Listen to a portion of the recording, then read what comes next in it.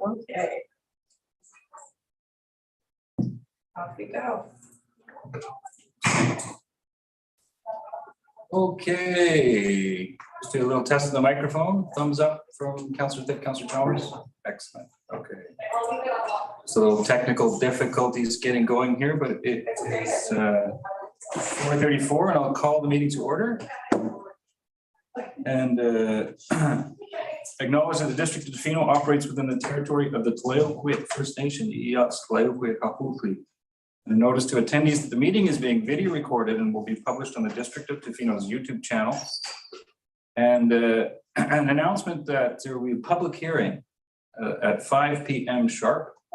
During this meeting, the meeting will be halted for a moment, and we'll move into the public hearing. And as soon as the public hearing is over, we'll get right back into the regular council meeting. And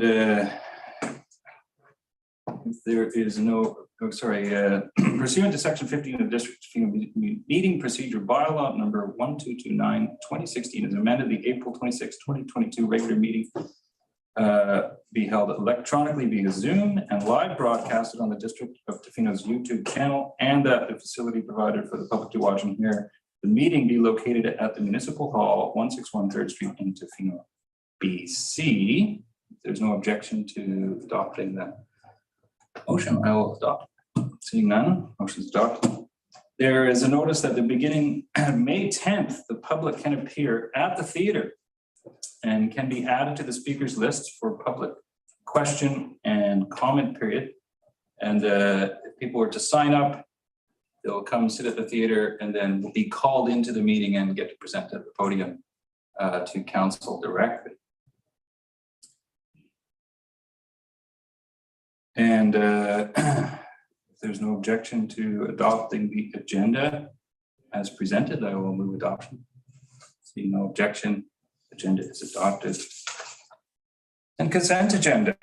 There is no objection to adopting the consent agenda. The items 4.1, 4.2, 4.4 of the consent agenda on the regular council meeting held April 26, 2022 be received and approved. Seeing no objection, consent agenda is received and approved. Public comment on agenda items. Do we have a public comment on agenda items? Thank you, Mayor Law. We do have a request from Mr. Michael Leckie. So Mr. Leckie, I'm going to allow you to speak for up to 2 minutes. And please state your name, your public address, and the item on the agenda you will be speaking to. Just let me unmute you here for a moment. Okay, Mr. Leckie, can you hear us? I can hear you. Can you hear me? We can. Yes. Okay, fantastic. Well, thank you for the opportunity to speak at the council meeting here today. I would like to. Yes. Just remind you, just state your name. Okay. Your address and the agenda item you're going to speak to. Absolutely. Michael Leckie, 1286 Lynn Road, Tofino. Agenda item 10.6, zoning amendment bylaw number 1316, 2022, 711, 721 Campbell Street. Thank you. Go ahead. I'm the principal and founder of Leckie Studio Architecture and Design. We are the architects working on the project on behalf of the clients who are looking to develop the site. I wanted to say a few words to summarize the aspirations and goals for the project. The two sites are proposed to be assembled. They're very challenging, steeply sloping sites, and the clients are really looking to build a ecologically sensitive multifamily residential development on the site that takes the form of 16 units. It's a very sustainable approach to the site, minimizes site disruption, and it really is geared towards addressing the need for residential developments to provide housing for Tofino, and aligns with the new OCP for density. There's been a quite reasonable amount of due diligence performed. Our risk report, traffic report, civil report, electrical engineering report, geotechnical report, And in my professional opinion, it is a very appropriate use of the site. And I think it's a very supportable proposal. Thank you. Thank you. Thank you, Mr. Leckie. There are no other requests for comment for the public agenda, so I will call a second time. And if you are a member of the public, you can use the Q&A function here on Zoom. And just as a reminder, Mayor Law had announced earlier this evening that future council meetings, the public can now attend in the council theater, which is next to council chambers, and we will call you in for public question and comment period at the appropriate time. Now that I've just said that, we do have a second comment here. We have Mr. Ian Scott, and he's the executive director or interim executive director of Tofino Housing Corporation, and he's requesting to speak. So, Mr. Scott, I will allow you to speak. Okay, and just Mr. Scott, if you can state your name, your address, and the item on the agenda you're speaking to.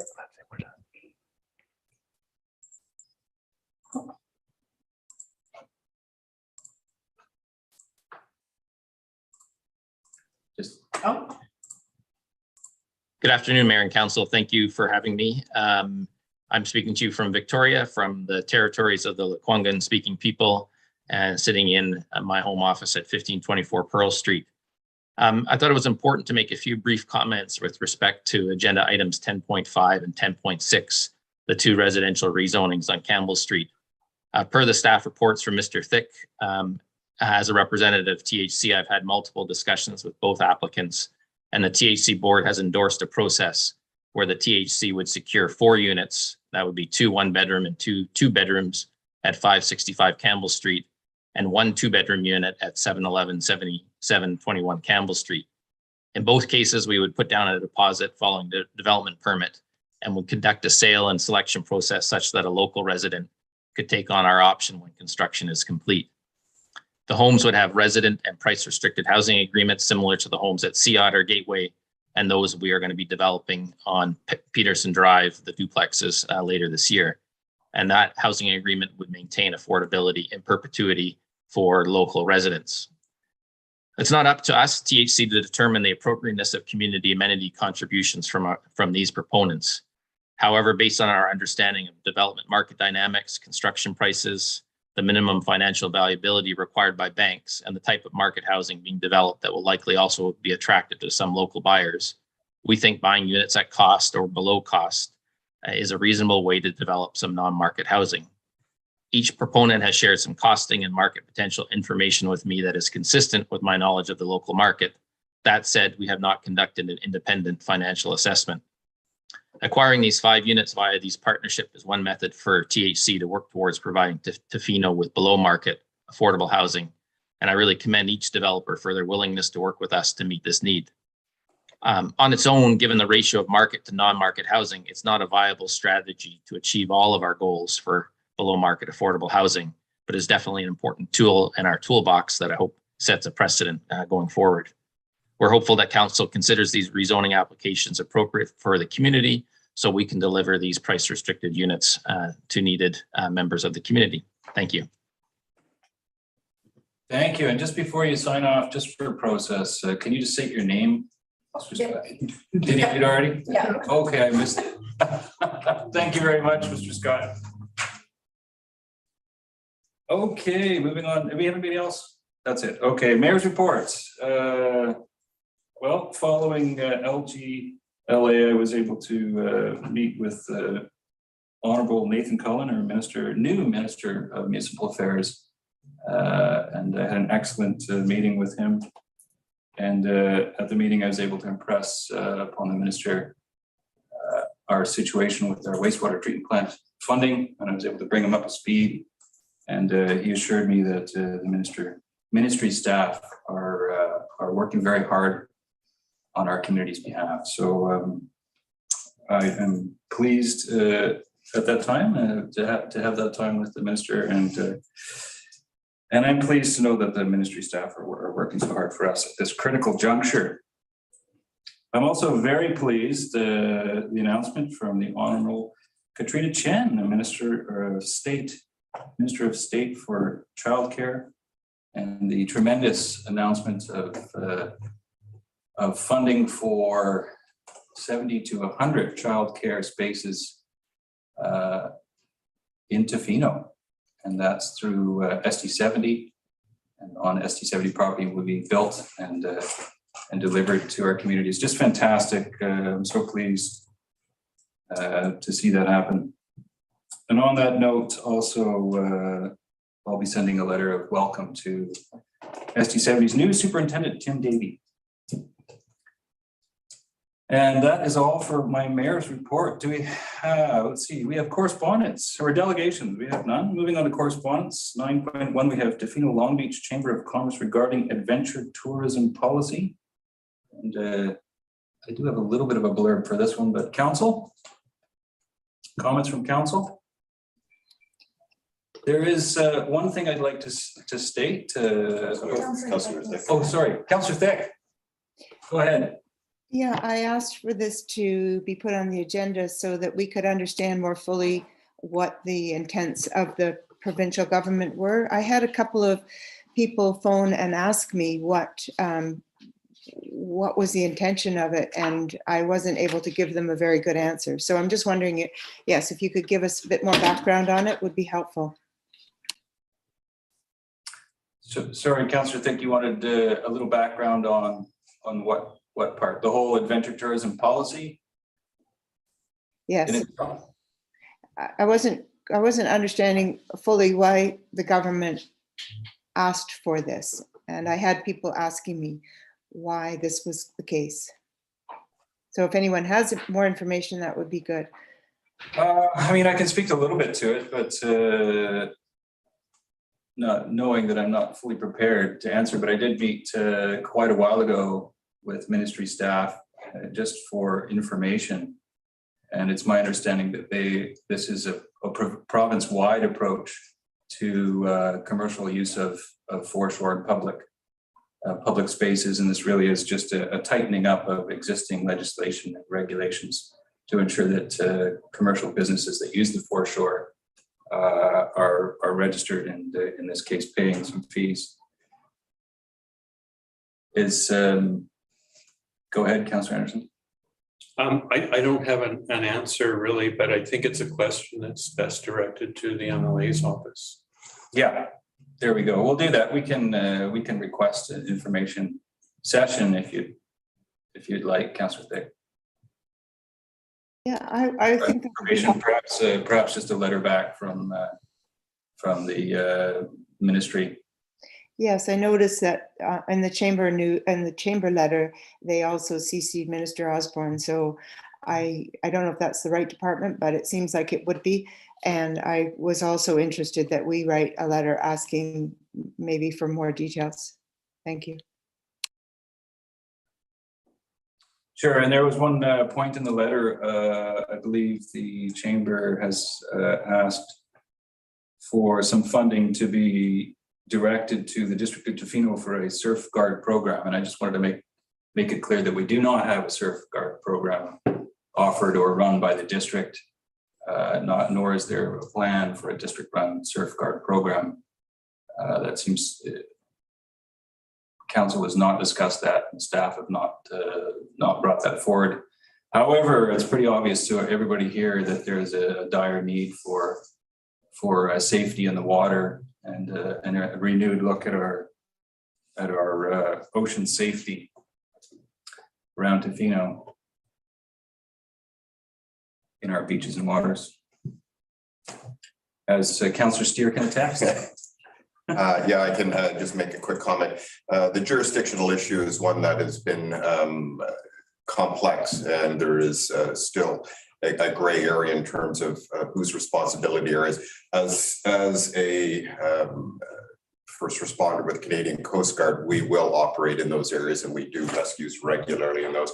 a lot of the issues that come up in regards to surfers in that tighter foreshore area, our jurisdiction from a safety perspective only allows us to get into a certain tight area. So quite often, many of the local surf operators, as well as individuals, participate quite regularly in the rescuing of personnel in that foreshore area. So it is a question for sure to be asked. I know that the coverage responsibility is still one that is discussed regularly, but I have no answer at this time. Yeah, and I'd just like to say too that I personally, as the mayor, have been approached by private individuals as well as business owners, surf school owners, and there is ongoing discussion. And as I understand it, there is quite substantial, the possibility of quite substantial private donations towards some kind of surf program for a community. So those discussions are out there, and certainly we see a lot of people interested in it and willing to at least some people are willing to put up considerable sums of money. So we look forward to seeing what happens. Moving on, presentations and reports. We have 10.1, invited presentation from Ian Scott, Tofino Housing Corporation, regarding our THC annual general meeting and auditor presentation. Mr. Scott.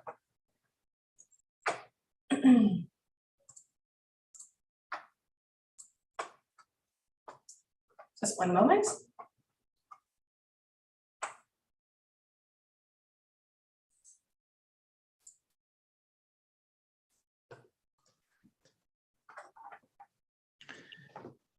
Hello again. I was also expecting Corey Vanderhost to be promoted as a speaker. We're tag teaming on this briefly here, hopefully getting in under the wire before 5 o'clock.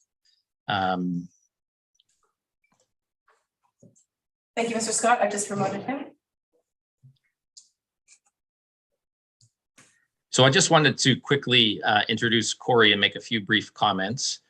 Corey Vanderhost was the lead auditor with MNP. This is the first year we've done an audit as the district and THC combined selected MNP to be our auditors. Last year we did a review engagement with Smythe, and with MNP taking over our audit, they suggested some prior year adjustments, which Corey will touch on briefly. In terms of the big picture, when you look at it beyond the nuts and bolts of the audit, pleased that no substantial issues were found, which means we're managing our finances appropriately. We continue to have some uncertainty, as council is aware, about the MRDT OAP revenues. Was there a shortfall in the past and what it's going to look like in the future? And this causes quite some uncertainty for us. Given that, our cash is currently low, but we do have about $500,000 in repayments coming from Catalyst related to additional monies we put into the Sharp Road development, as well currently into the road construction at DL 114. We've cleared one loan and taken on a second one this year. And we're going to be selling one of the duplex lots to assist with the loan repayment and get us through to the end of the year and be able to keep going with the price restricted duplex construction on Peterson Drive. And what that means is we've got about $500,000 to work with for future capital investments, in addition to hopefully some continued MRDT OAP contributions on the operating as well as sort of project development side. And as we discussed at a meeting earlier this month, we're engaged in a process with you in the community to determine the location of future housing and a complementary financial plan for that site or sites, depending on what it turns out to be, where we'd be making those capital investments. So with that, I'm going to stop my screen sharing and pass it on to Corey for a brief presentation. Thank you, Ian. If I can find the right button. I think I will just try to take over from you here.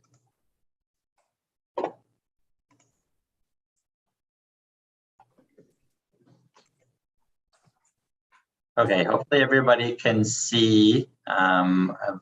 Way over here. Hopefully everybody can see the first slide there for the Housing Corporation. Thank you, Ethan, for inviting me to speak. I am actually going to turn my camera off. I have had some technical difficulties this week. Actually, I won't be able to. I will keep going. Please let me know if the audio cuts out, and I will have to make some adjustments, but I will carry on. Thank you to the Mayor and Council for taking the time today to listen to me speak, and I will take you through a really quick summary of some of the highlights for the Tofino Housing Corporation's 2021 financial statements. As Ian mentioned, some of the things you'll see come through in those financials. Thank you to both the Housing Corporation and the District for selecting MMP this year to be their auditor. So diving right in, I'll take you through about 4 or 5 slides of information, and then I would be happy to open to questions. Starting with the statement of financial position, or the balance sheet of the Fizo Housing Corporation at the end of 2021. As Ian mentioned, there were some adjustments made as we transitioned from your predecessor accountant to working with MMP, cleaning up some deferred revenue and how funding was being recognized, as well as some of the assets and capital assets between the Tofino Housing Corporation and the Catalyst Society, both organizations involved in the developments and the projects that are going on. So at the end of the year, the cash and accounts receivable at Tofino Housing are $223,000. There are capital assets on the books at $3.8 million. You can see the increase of $3.4 million from the prior year being land donations transferred over from the District of Tofino and recorded here at the BC assessment values. So that's why you see a big increase there. And some liabilities and loans at the end of the year of $136,000.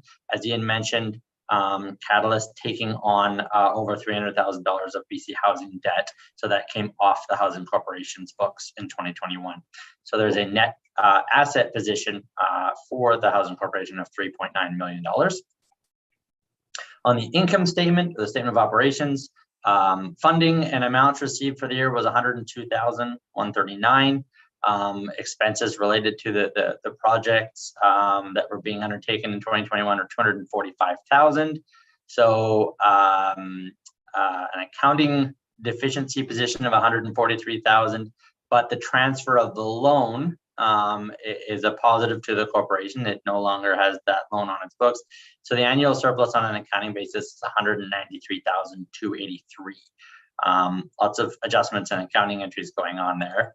So I think it's important to look at the cash flows of the Tofino Housing Corporation to get a really good sense of what's happening in the main bank accounts.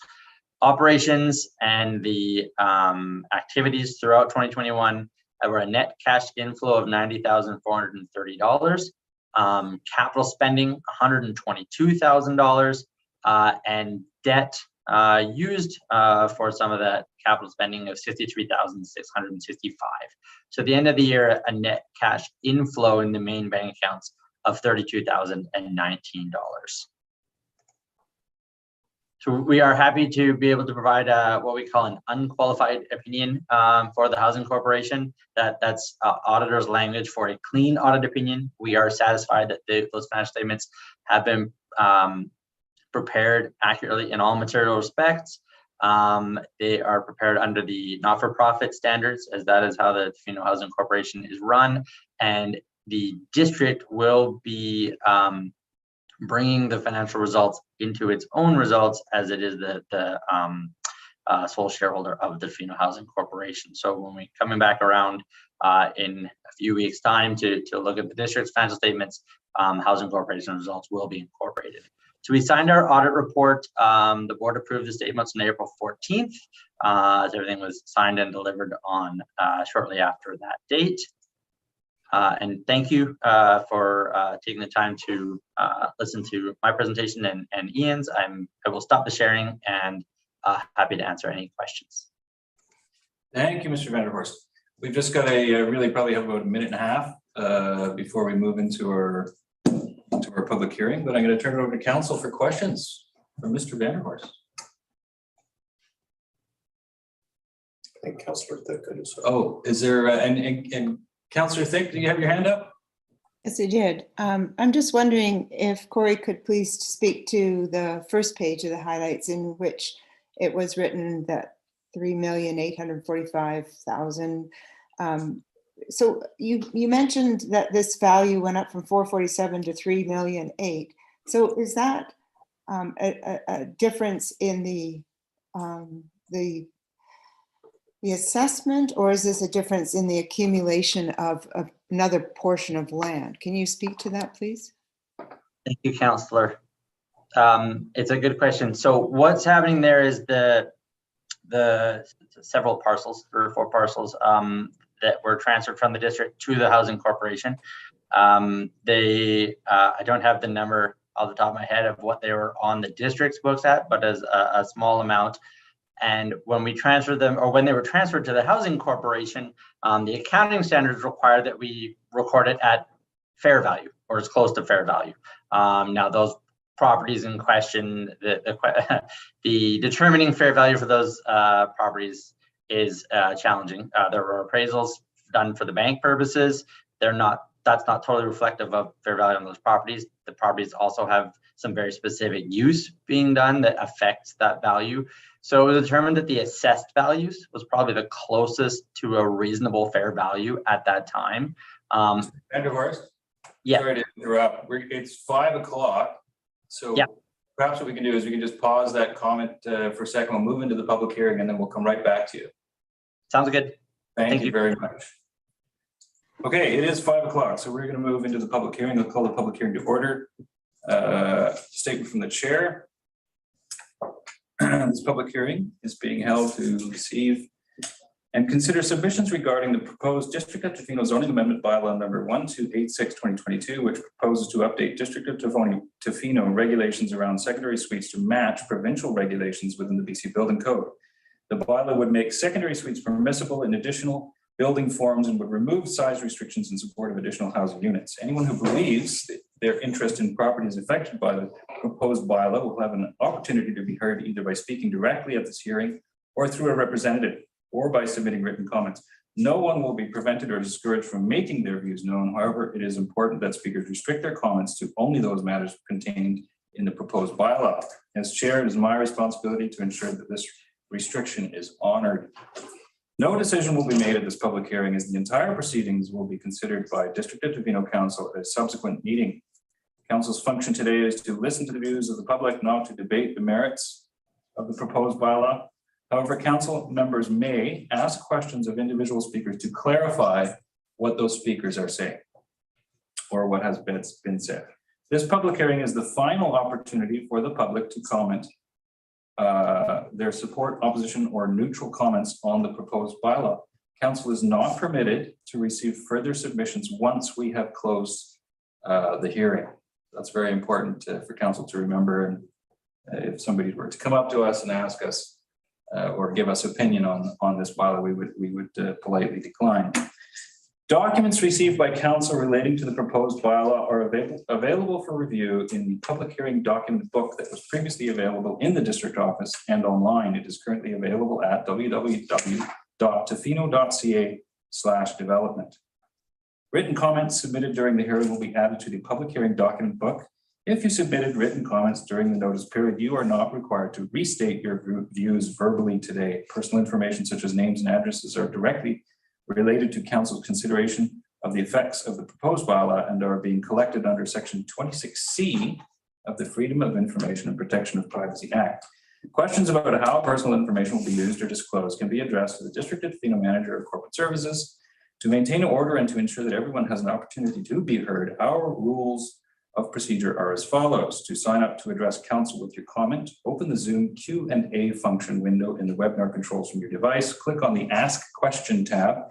Type in your full name, full legal name and address. Do not type your comment. A staff member will respond and add your name to the speaker's list. The chair will call upon each speaker when it is their turn to comment.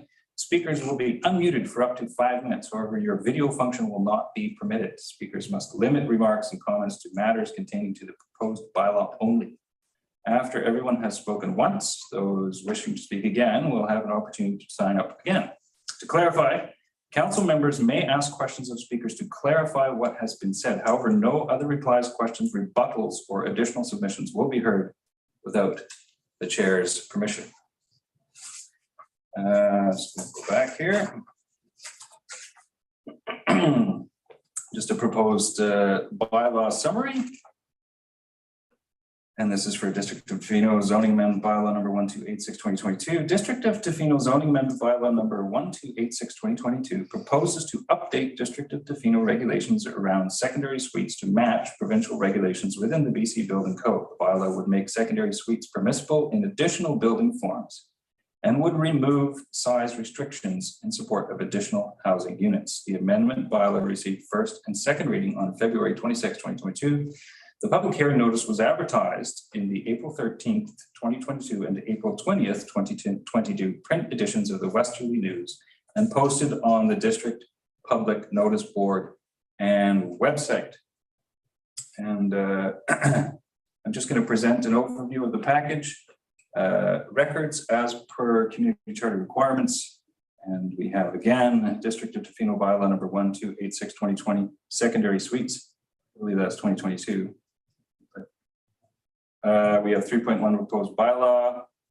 For secondary suites, we have 3.2 public notice summary, 3.3 related documents, and that is all here on the agenda. Written submissions received during the notice period. And now I'm going to call on Mr. Thick for a summary. Thank you, Mayor Law. There were no written submissions received by staff during the notice period. Excellent. And we have the agent staff presentations from Mr. Thick. Again, no, I think here. No applicant agent, as this is a community-wide rezoning. Do we have anything from you, Mr. Thick, for this point? I have no presentation prepared, though I'm not sure if there are any speakers at the moment. That's best. Oh, we'll get there. It's just the next thing on the agenda. Oh, public input. Okay, I got you. Moving on to item 6 on the agenda, public input. Do we have anybody signed up for in Zoom? Thank you, Mayor Law.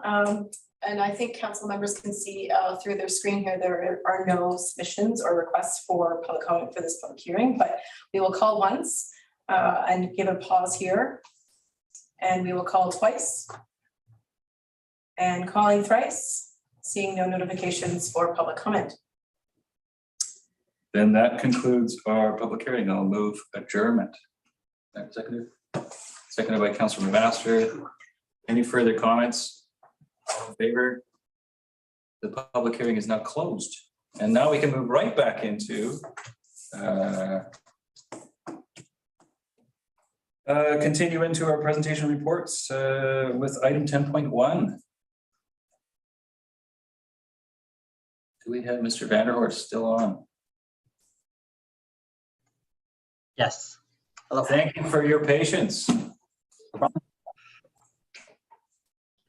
And sorry, back to Councillor Thick. I think I had gotten almost all the way through the explanation there, but if there's clarification needed, I'm happy to keep going or to answer a follow-up. Yeah, I just noted that the difference between those numbers, 8 times, the value of the land has gone up 8 times what it was first assessed at in 2020. So I'm just wondering if you've seen this sort of thing before, and just noting that is quite a considerable contribution from the District of Tofino. So that's my question: is has this been seen before, and just where the difference in those 2 numbers came from was my original question. Thank you. Okay. Sorry, go ahead. I believe Mr. Scott has his hand up there. So, but you guys can battle it out. Who wants to answer? Maybe I'll just jump in with a quick clarification. Yeah, so that value is mostly represented by the transfer of the 5 lots on DL 114, which were subdivided after the rezoning in 2020. So those are all new. I think almost all of that value is represented by those new lots that were transferred. And yeah, it's a really important contribution to the work that we're doing, and that's been something that I've pointed out on quite a number of occasions just how important those land resources are, and the fact that we didn't have to purchase those lands elsewhere has been really instrumental to the work we've done thus far. Thank you, Mr. Scott, Mr. Vanderhorst. Any other questions from Council? Councillor Steer? Yeah, just a quick question. Mr. Scott, one of the issues that had come up was with the MRDT and OAP, and there's some volatility, as we know, over the past little while. I'm wondering if there's been conversations with Tourism Tofino, if there's any indications of any stability, potential stability in those revenues for the coming year. I think maybe I'm better to answer that question. What has been quite difficult for us is that the pattern of revenues for the MRDT OAP have not followed the pattern of revenues for the general MRDT. So where Tourism Tofino's revenues related to the general component dipped slightly and then recovered to pre-pandemic levels quite quickly, that has not been our pattern. So I don't think their experience is illustrative at all of what we're experiencing. And I think why district staff have been working with the mayor to try to get better answers from both Airbnb and the province as to whether there may have been some misallocation of some of those funds or calculation errors. Because when you look at visitations through air, DNA, and anecdotes locally, it seems there may be a difference between the reality on the ground and what's showing in our revenue. But the shorter answer is Tourism Tofino revenues have stabilized, ours have dropped precipitously. Yeah, thank you. And that was what I was alluding to. And so thank you for that information.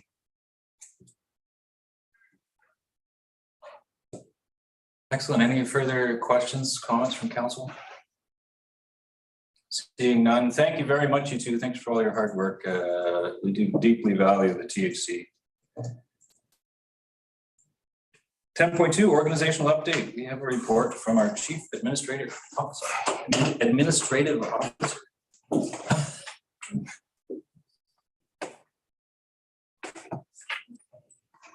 Just give you a clicker here for a second. There's a clicker. Yeah, and then I'm just going to change the video. So when you see your presentation on the screen, Mr. McPherson, we can begin. Just one moment here.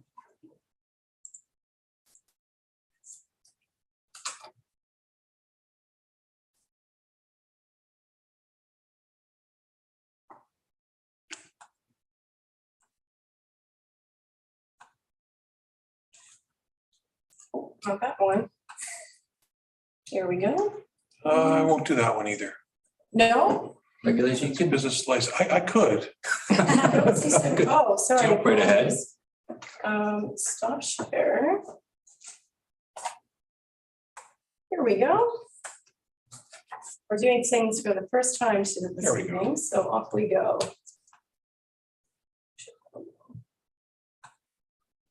Okay. Thank you, Your Worship, Council. This is first time on my feet in front of Council in person in quite some time. It feels surprisingly foreign, having done it for so many years, but I'm very pleased to be presenting tonight the outcomes of a service level review, and particularly with respect to the organizational changes that we're going to be implementing over the next few months. This is service level reviews are a time of anxiousness and anxiety for organizations and for people working in those organizations. And I want to recognize my management team as well as all staff for their patience and for council support as we've gone through this process. And clearly I've forgotten how to use the clicker too. There we go. So what I'm going to be covering today is a bit of background, and most of this council is familiar with. So a lot of this is for the benefit of the community tonight. But background, the process that we've gone through to get here, looking at key recommendations, and there is more detail in the report, of course, than we're going to cover this evening.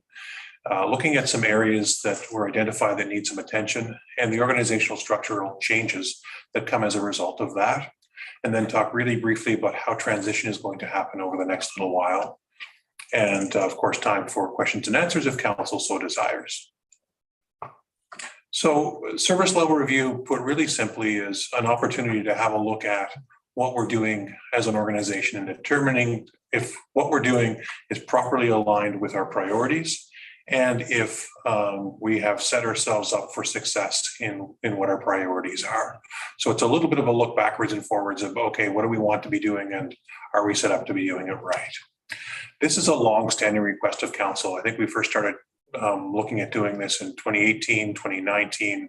We didn't get to it. 2020, we made a conscious decision as we were trimming budgets not to do this. And we were living in a world of real uncertainty in 2020. As things stabilized last year, it came back last year in 2021, it came back into the budget. So, but changing priorities that we have in a lot of ways, kind of a council 2.0 about some change midterm, and the timing for doing this, I think, actually ended up working out really well for us. And of course, timely or not, CEO with some experience here, but also a CEO that's planning a retirement. So we budgeted for this last year. The budget was completed in March or April of last year. We engaged a third-party consultant last summer. They did some homework, a lot of background document research.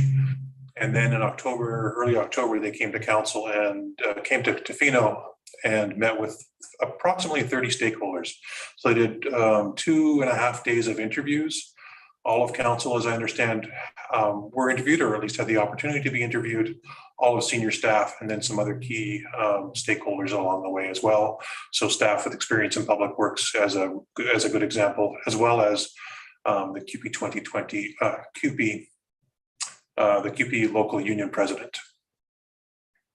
A report came to council in December of last year.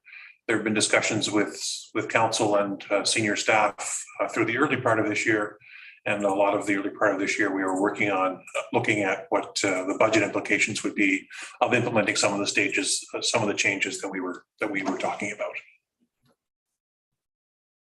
So the consultants had a number of key recommendations. And I'm not going to read them out loud. I'll highlight the first on each of 2 slides, which focus on organizational structure that create balanced portfolios to build capacity and create a functional decision-making team.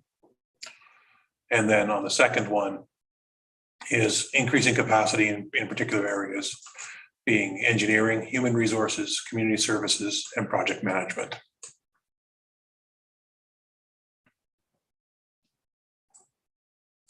So areas needing attention, human resources, the CCC, the Community Children's Center, recreation, asset management, and project management are the areas that we're most focused on in the organizational change. So currently we have a system with me being council's only employee, and then I have 6 managers who report up to me. And council is certainly familiar with the structure that we have now and the managers in those positions. Going forward, we're looking at a different model with a human resources department that will report to the chief administrative officer, and then 3 divisions or 3 departments that also report up to the chief administrative officer. So a bit of a consolidation of some functions, I think, is what we see coming forward here. And these areas are brought together to try and find some efficiencies, as well as actually improve dialogue a little bit within the organization. So each of the departments that I just showed will have a director level that will be reporting to the CAO, and the human resources coordinator, as it is, will also report up to the CAO. So going forward, we are in the market looking for a director of infrastructure and public works. I want to acknowledge that Aaron Rogers is 2-hatting right now and has stepped into that role and is helping keep things going in infrastructure and public works for the time being. But corporate services department that will be led by Tla-o-qui-aht, and a community services department that will be led by April Fromont. So this is what is now infrastructure and public works. A bit of some changes here, moving from left to right. We have an engineering division. We've been in the marketplace, believe it or not, for 2 years looking for a manager of assets and infrastructure, or assets and engineering rather, and have been unsuccessful. We're actually going to put that hire on hold and focus on some other things for a while. So an asset management coordinator is something that we have identified along with the consultants, asset management being absolutely important so that we get a handle on what we have that's all of it's buried in the ground, what the age and condition of it is, what the expected life, what the life expectancy of it is, and then what we should be expecting to have to pay to replace that infrastructure or upgrade that infrastructure as appropriate. So starting to go, we want to have an individual who has 100% as their day job, focusing on that inventory and preparing a plan so that we and our successors can properly plan for and budget for replacement of infrastructure. And that's something that I want to say 95% of municipalities in this province are struggling with, and I feel like we're setting ourselves in a good place here by having resources dedicated to that, so that 50 years from now, our successors will think we were absolute geniuses for putting this in place. Moving along, we are also in the marketplace for a public works superintendent. And we have had some good responses on that and hope to have somebody in that job fairly soon. But the public works superintendent will have 2 initial direct reports, being a utilities 4-person as well as a labor 4-person, and then laborers and utility workers, parks workers reporting up as indicated there. Next year, we will begin the process of hiring wastewater treatment plant operators, assuming we're underway with construction.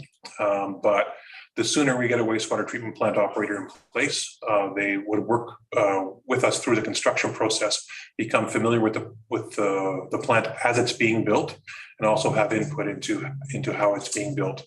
So there's a bit of a dialogue between the operator, the ultimate operator, and the constructor. And then at the far right side of the screen, there's project management staff who will be committed 90% to the wastewater treatment plant initially, and they will transition into other infrastructure projects as the wastewater treatment plant moves toward completion. Corporate services. So this is the combining of what is currently financial services and corporate services. And so this is the division that would be led by Tla-o-qui-aht, and we'll have a manager of financial services reporting up to that role, as well as manager of legislative services, and that's the role that Nikki is currently in and Elise is permanently in. Just retitled, it's currently manager of corporate services, and it will be manager of legislative services. And that title is a little bit more in keeping with current practice. Finally, the long department. So community services, this is a new department that brings together several things that we have underway now and moves a few things around. So again, starting from the left side of the screen, a new role, and this came very significantly from the dialogue that our consultants had with council about the need for more focus on recreation, more focus on daycare. So the daycare supervisor, as well as the rec programmers, will report up to this individual. And this is someone that's not yet hired. We anticipate hiring in the next few months. But this person will be responsible for those kinds of day-to-day programs that really improve the lives of our citizens. And then community and events programmer who has a role for both community type events as well as more visitor focused events will report up to the manager of community programs. In the middle of the screen, the manager of planning services, that job is mostly as it is now with the starred new parks and facilities planner and project manager, an additional position, and that person will be responsible for delivering downtown improvement programs, parks improvements, as well as the hopefully to be built soon, recreation center that council is very interested in seeing built, subject to finding funding for it. And then on the far right side of the screen, the manager of protective services will continue to have responsibilities for bylaw and fire service, reporting up to the director of community services. That's the org charts completed. So today we did a staff presentation. We've been talking individually with staff over the last day and a half, those staff who are most affected by this. And we did an all staff presentation at the community hall this afternoon. And then we have this public presentation this evening. So this is the first time that this is being unveiled publicly. We have finalized budget, or are in the last 1 or 2% of finalizing budget that does change based on this reorganization. And that budget, I believe, is being presented to council in the next 10 days. And transition. So people weren't walking out of the meeting today. Staff weren't walking out of the meeting today and with a new boss. We recognize that we have several positions that are key to the success here that are going to be vacant for a while. And so we're going to be slowly working our way into this. And it may be that some departments it's faster than others, where we have staff in place and managers in place, and it may be that others will lag a little bit. So we're going to be taking a kind of a let's move forward approach, but let's move forward in a sensible way approach. We do have some job descriptions that are being developed. And I said people to be hired. So we're again taking some time to transition. My last real slide is one that I love putting up.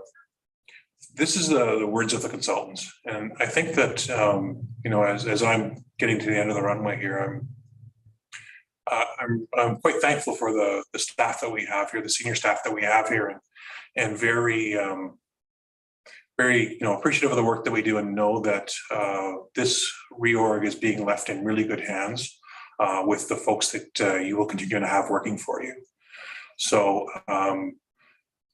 with that, I'm available for any questions the council may have, or I can just sit down.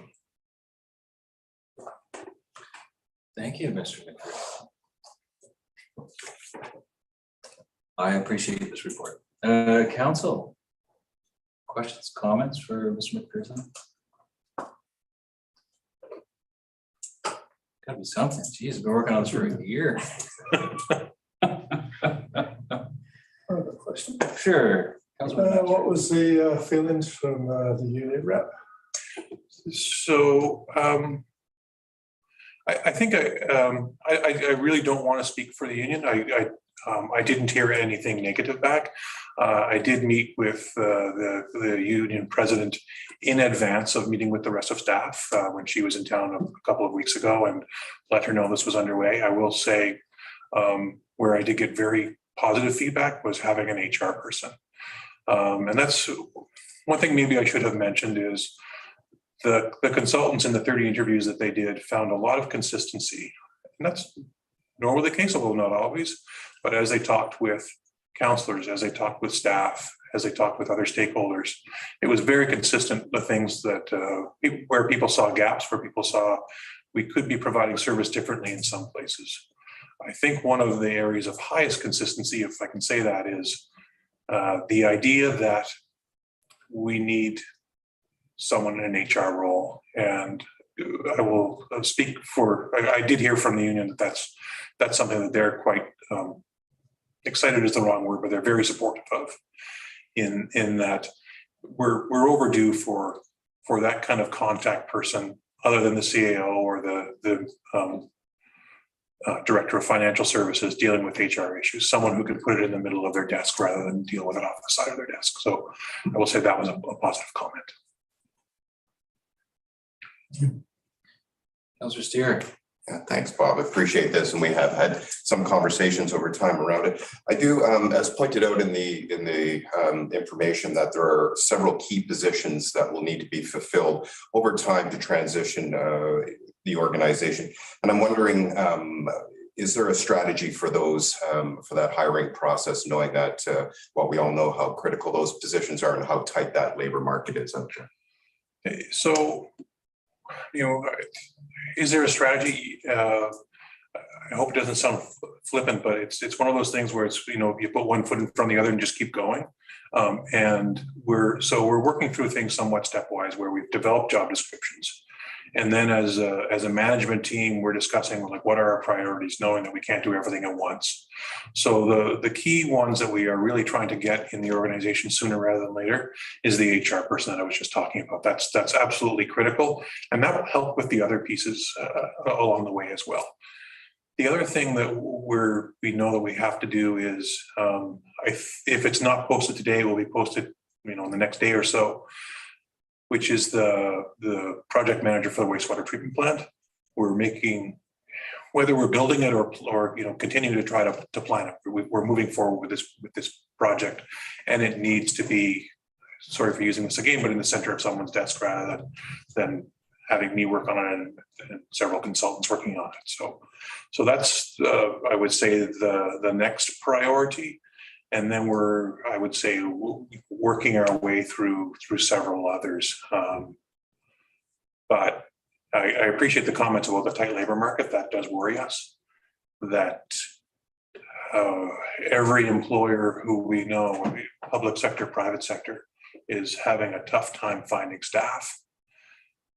I think that what we have done with the daycare in putting training opportunities out there for daycare work, people interested in becoming daycare workers. I think that in Tofino, that might be something, not necessarily with a manager, but that might be something that we have to look more and more at, is bringing people into our workforce and committing to training programs with them, or committing to training programs so we can bring people into our workforce. It is really tough out there, and our notorious housing availability and housing costs only exacerbate that. So the challenges ahead are, I don't want to sugarcoat or understate them. There is work to do, and it's going to be very difficult work to do to bring all of this to fruition.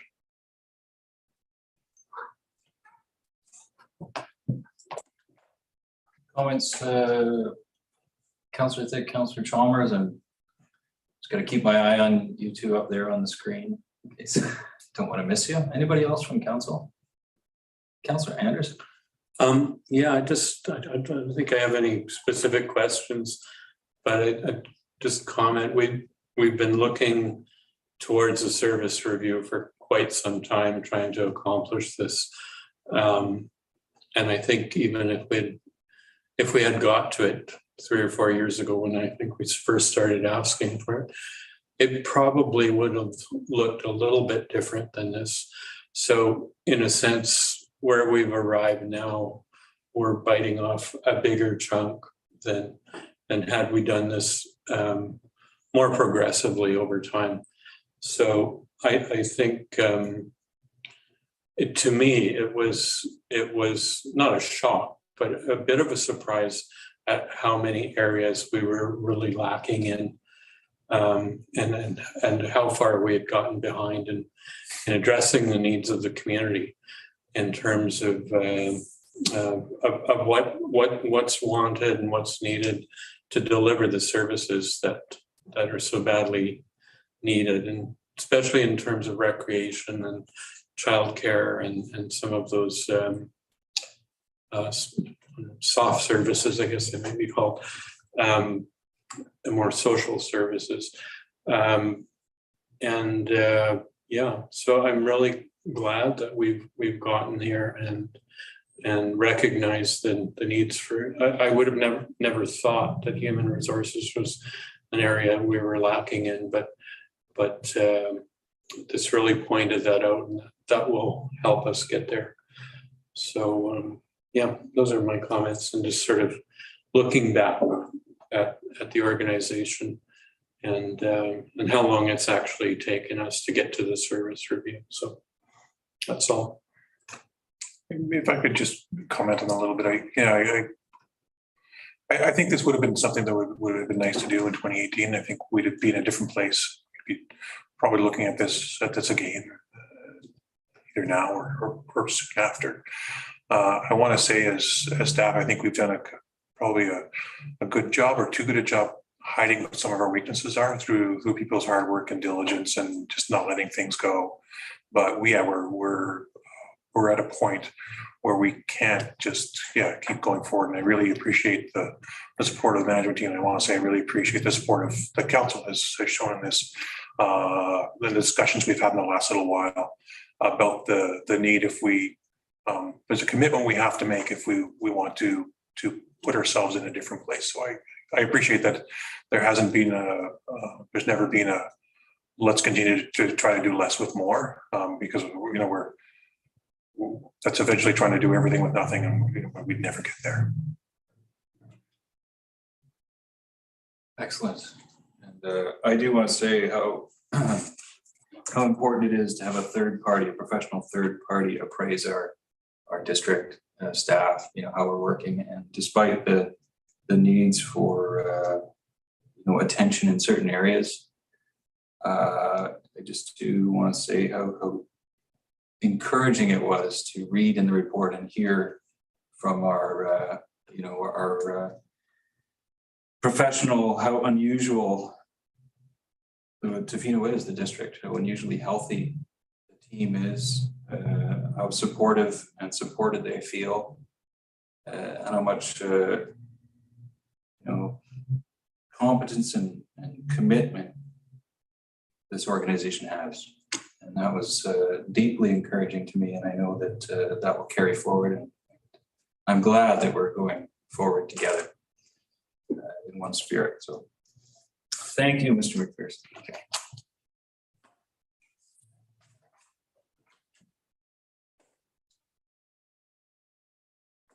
10.3, we have Poet Laureate appointments, and we have a report from Public Spaces, Cultural and Visitor Initiatives. It's Vermont. And this is a hybrid meeting, so we're working through our little technical glitches. So if I may, Your Worship, there is not a staff presentation on this. Oh, there isn't? This matter, so staff. Oh, okay. Ms. Fromont is here if council has any questions. Well, I put you on the spot, Ms. Vermont.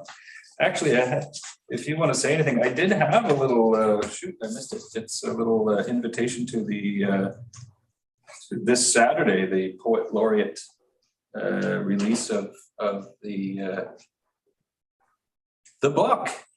Fantastic book. It's called Worth More Standing. And it's a collection of poems by our own Poet Laureate, Chris Lowther, as well as several other remarkable poets. And it's got a beautiful cover painted by our very own Mark Hobson. So I look forward to being there on Saturday at that little ceremony and announcement. But further to that, Ms. Vermont, do you have anything to say about this? Our new Poet Laureate? Through the chair, the new Poet Laureate will be formally announced aside from this meeting at that event. And just to note that event does have limited capacity. So folks that are interested in attending should go onto the Eventbrite site and sign up so that we know who is coming. Super. Well, then without further ado, would somebody like to read the motion? I can do that.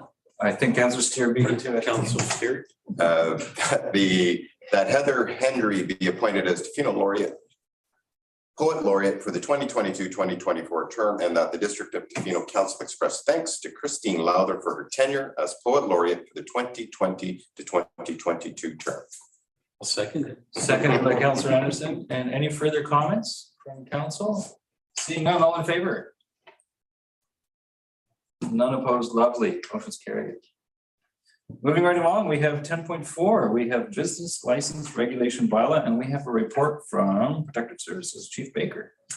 Good evening, Mayor and Council. Thank you for the opportunity to present tonight in person. It's nice to be back and not sitting in a chair over in my dark little office over there. I guess we'll just be one moment for the presentation to come up on the screen.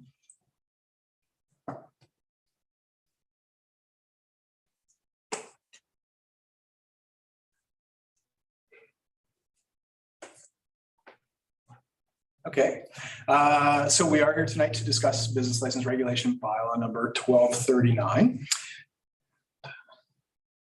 Just getting used to different things again. So just a little bit of background, the current District of Tofino business license has not seen any significant changes or upgrades since its adoption back in 2000. Staff is proposing increase to regulations to general provisions as well as some specific business classifications and continue the fee schedule increases that we have discussed previously. And this was first introduced to council at the regular committee of the whole meeting on March 14th. So proposed regulations, these have all been based on input from council in accordance with the council objectives, a review of similar municipalities and their bylaws, and then of course, recommendations from the district legal counsel to clarify existing bylaw regulations. So high level, what's new? We've got new provisions and regulations for all business operations. Some clarification on the license inspector's authorities under the community charter, including the authority to suspend a business license. We've got an introduction to and clarification on more specific regulations pertaining to bed and breakfast, short-term rentals, and guest houses, as well as clarification on public markets and an introduction to project managers, property managers. So the significant changes, I felt the easiest way to go through this would just be working our way through the bylaw, highlighting the new significant changes. So if you happen to be following along, they are going to be in order and we'll just go through the bullet points here. So starting with 3.9, public property use. So we are looking at business license holders or applicants that are looking to operate their business on public property, such as beaches, trails, and parks, would be required to have a permit that was provided by the municipality. 4.1b, the power to suspend, cancel, or refuse business license. So this is the community charter provides the authority for council to delegate that to the business license inspector. Our current process, as you may recall, if we have somebody that the business license inspector feels as though their license should be suspended or canceled, they put together and present a report to council with all the evidence and the information as to what's in the file, what's conflicting with the business license or other possible bylaws. Presented to council, council weighs out the evidence and makes their decision. If council chooses to cancel or suspend the business license, then that applicant or license holder has the opportunity to go through an appeals process, which then brings us back to council to go through it again for sort of a second viewing of all the information. So what we are proposing here is that the business license inspector goes through the exact same process. However, instead of bringing it to council for the initial consideration, consulting with manager of protective services, possibly other managers in the CAO, possibly the legal advisors as well, going through that same process without having to come to council, take council's time, and perhaps slow the process down. Make those decisions initially where the applicant still has that opportunity to appeal through the existing council process. So that's what we're looking at there. 4.1e is the removal of the application documents such as schedules. So currently embedded into the bylaw itself is the application forms, the vessel information sheets, and a few other sources of information. If we need to make any amendments or changes to those pieces of our information gathering, we actually have to go through the bylaw amendment process in order to do so. By removing them from the bylaw and having them as standalone forms, if council wishes to focus on specific information that may change from year to year, we have the opportunity to change those as needed without coming back to council each time just to try and gather different information. 5.3, 30-day limit for application documents or a new application would be required. So information coming back from the business license inspector is that very frequently partial applications are submitted. So incomplete documentation and that sort of thing. Going back to the business owners and applicants to try and get that package completed can be very, very time consuming, slows down the process, which actually has quite a significant effect on the whole business community because it creates delays for everybody else. By putting in that 30-day limit, if the application package comes in, the license inspector reviews it, realizes that there's something missing, it gets time stamped, the applicant gets notified. You've got 30 days to submit all the information.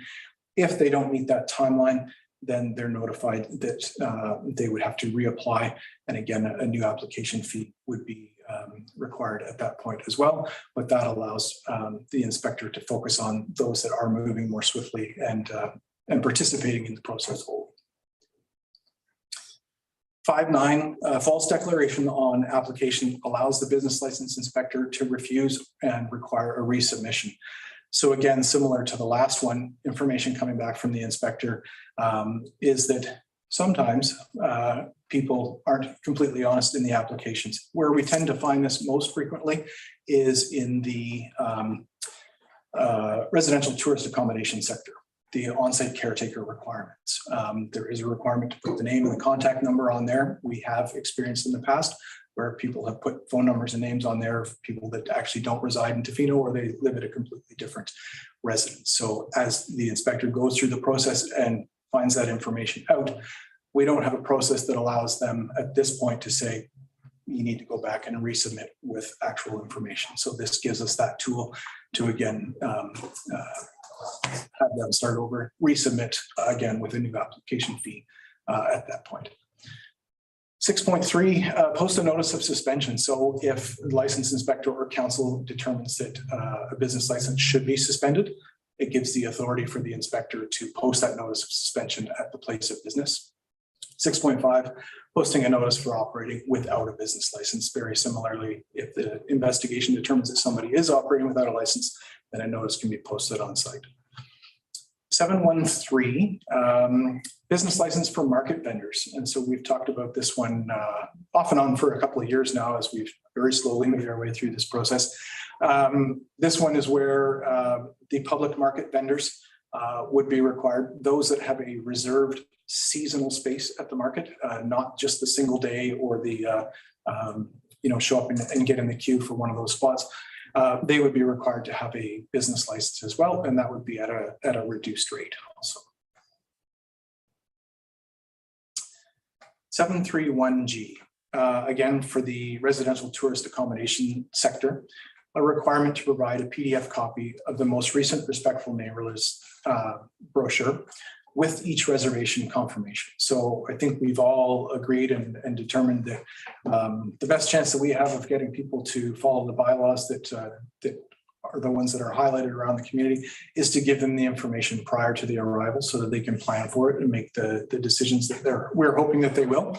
So having the vacation rental accommodations provide a copy of that brochure with the electronic confirmation when reservations are made is one way to get that information to them prior to arrival. The second being 7.31H, providing and maintaining a copy of that brochure at guest check-in. So the way we envision this is the same PDF can be printed and displayed on the back of a guest room door, in a guest book, on the refrigerator, somewhere it's conspicuous where people will see that. The back of the door in hotels where you have the Innkeepers Act, the fire safety plan, it's going to be seen. And we do have a copy of that at the very end of the presentation for a quick glance, but it's still in its draft process. 7.32, to only operate within one dwelling unit as per the zoning bylaw. That's not really new, it's just more highlighted through this one. 7.33, we're introducing more strict requirements during the application process. So specifically, again, this is the residential tourist accommodations, floor plans highlighting where the bedroom locations are, which rooms are being used, the types of beds and sofa beds, etc. So this, historically, we have previously allowed short-term rentals in units that may have 4, 5, or 6 bedrooms. While the limit is to only rent 3 bedrooms and a maximum of 6 people, we sometimes have people shuffling things around. Sometimes maybe they're renting all of them, sometimes they're reducing them. So by asking applicants to identify which rooms within the house are going to be the ones that will be in use, it makes it easier for us to follow up on advertising. When we see 6 different rooms advertised in a house that's only supposed to be 3, we can match that up with the application process and that so we can have a closer eye on it. 7.34, the license inspector to calculate the number of guests. So this is based on the beds that are provided in the unit. So for instance, a twin or single bed that will accommodate 1 person. Anything else will be considered to accommodate 2. So based on the floor plans and the configurations that the applicants are providing, the inspector has the opportunity to calculate up how many individuals those sleeping units will accommodate. Anybody that's providing bedding for more than what the actual business license will allow for that unit would not receive a business license. 736A must not rent or provide any accommodation with any vehicle, tent, or accessory building that is not currently permitted within the zoning bylaws. 737C, provide a minimum of 1 on-site parking space for use by the permanent resident. So currently, our licensed inspector, the process, based on the number of rooms, there is a calculation to determine how many parking spaces are required. That takes into consideration having a parking space for the on-site caretaker, but there is nothing in the current bylaw that requires the homeowner to let that on-site caretaker use that space. So what we found when we introduced the pay parking was that we now had on-site caretakers that perhaps were having to park in the street because they weren't allowed to use the driveway. And now we're possibly in a position where they weren't allowed to park on the street overnight, or they were having to pay for that parking. So we're trying to ensure that they're there. It's mutually beneficial for them to be on site, but they should be entitled to use those parking spaces as well. 737B, provide name, contact, and a 1-year tenancy agreement for permanent residents. Again, this goes back as well with the false information on the applications. Wanted to make sure that we are creating spaces for the long-term residents, and it's not just based on short-term to fill that need during the summer months, that there is long-term housing, and ensuring that we've got the documentation to support that as well too. 761A, here we get into property managers, and there's just one more slide for these things as well. But property managers must display a list of all the properties for which their services are provided. 741C, a property manager must provide names and addresses for all rentals that they're servicing for under 30 days. 762 ensures that all properties represented by the property management company are lawful and has their own business license. Again, historically, we have been in the position where we have looked at suspending a business license, and it's been about whether or not the business is in compliance with the bylaws. And we've been in the position where the homeowner, who is also the business owner, says, well, that's the property manager, they oversee all these things. And the property manager has said, this is the homeowner, that's their responsibility. This allows us to ensure that both parties are acknowledging that they have equal responsibilities in ensuring that they've got business licenses. 7.8, all marine charters, when signing the paperwork in their business application forms, they will acknowledge that by signing that all vessels are being operated in compliance with all Transport Canada regulations. And then 7.91, again, this was a new one as well. An operator of a nonprofit business shall obtain a separate business license for each location that the business operates. And that is at a reduced rate as well, too, similar to the public market licenses. So our recommendation at this time is that the District of Tofino Business License Regulation Bylaw number 1239/2022 be read a first, second, and third time. Thank you, Chief Baker. I'm going to open it up to council for questions and comments for Chief Baker. Councillor Anderson, Councillor McMaster, Councillor Steer. And I'm looking up there, Councillor Thick. Yeah, I'm glad to see that the regulations around short-term rentals and residential areas that allow it are being made more clear. A couple areas that I've heard complaints about is that the occupant requirement for a short-term rental, that in some cases one occupant is being listed at more than one property. Is there anything in this that addresses that, or is that addressed somewhere else in our bylaws? That's where we're looking at having, so if I was to apply to have a short-term rental license, I would have to provide the name, contact number of the on-site caretaker, as well as that tenancy agreement to show that they are in fact living there and there is an agreement for that. That has been, I won't say it's frequent in any way, but we have had instances where we have found that the name that is provided for that on-site caretaker is actually the on-site caretaker at another property owned by same individual or somebody else. And so this is where we're trying to tighten that up absolutely so that we can make sure of that. And again, that allows us the opportunity of that false disclosure or false declaration of information that when we determine those things, we can say, you know, have to reapply with improved information. Okay. And I understand we're still doing an on-site inspection of them before issuing a license? We do. So not every unit gets an on-site inspection. Every new unit absolutely gets one.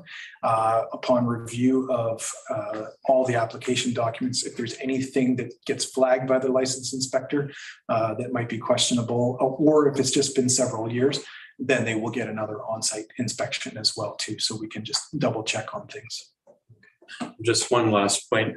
I've noticed that some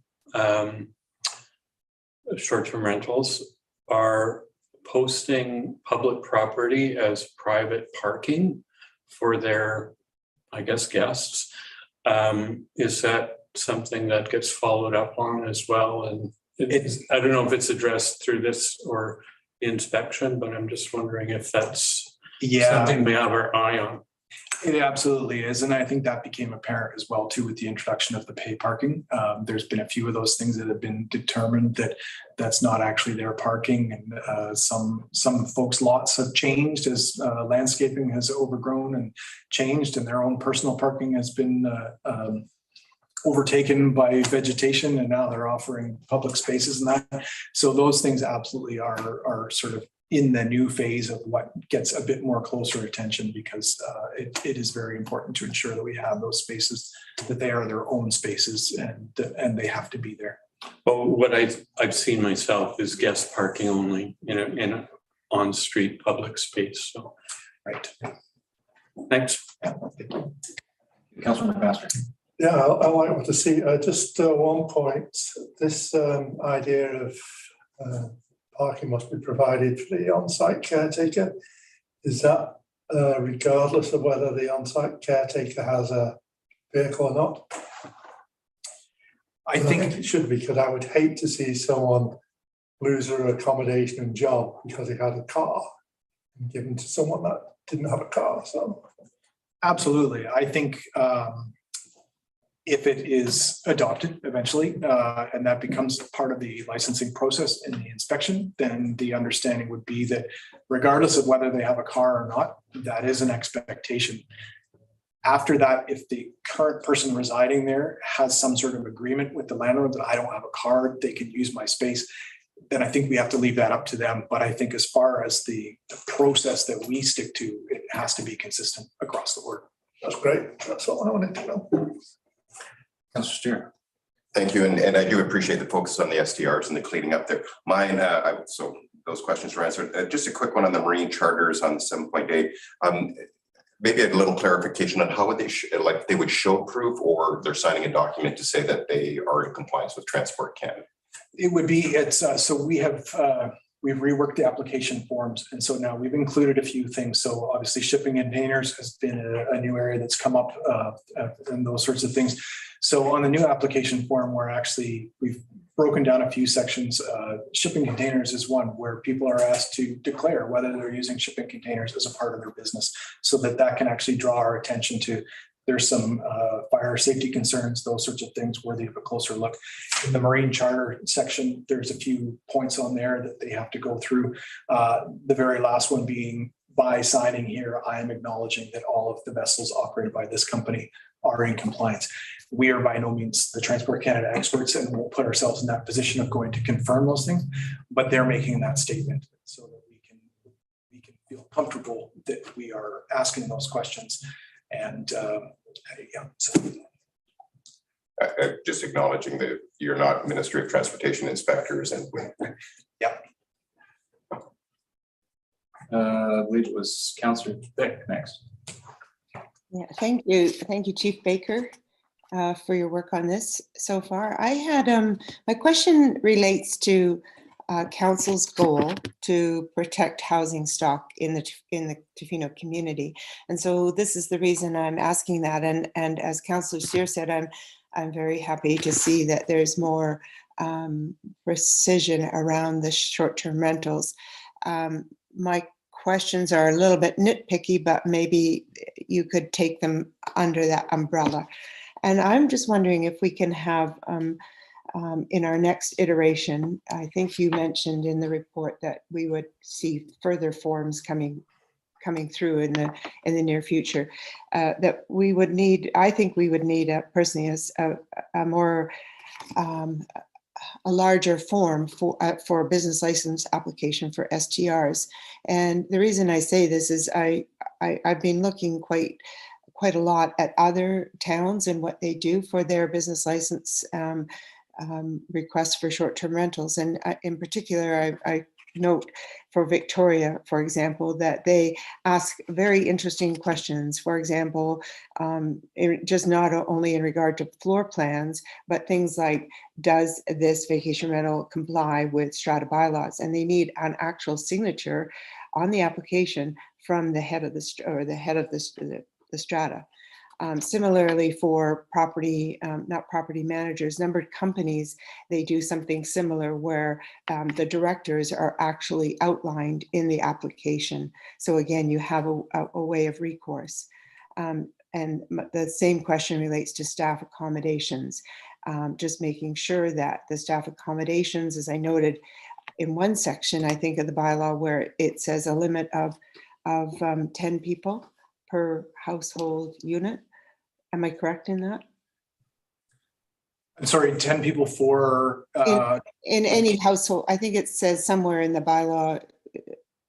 I'm not sure if it's in the business. Sorry, I thought I read that there was a maximum allowable number of 10 people per house if it was a staff accommodation. I don't know if this is part, but all I'm saying is that in this effort to protect housing stock, how do we also look at things such as whether people comply with strata bylaws, whether numbered companies are complying with the numbers that we allow, whether staff accommodations are complying with the numbers that we allow. And I'm not sure if staff accommodation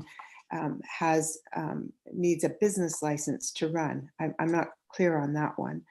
So those are just some questions. I don't expect that you can answer them right now. They're just ideas that I wanted to put forward. Similarly, I've noticed in other districts that with regard to short-term rentals, as you know, council has requested a further report on short-term rentals and the numbers that we have and really what we're, just the whole gamut of short-term rentals in Tofino.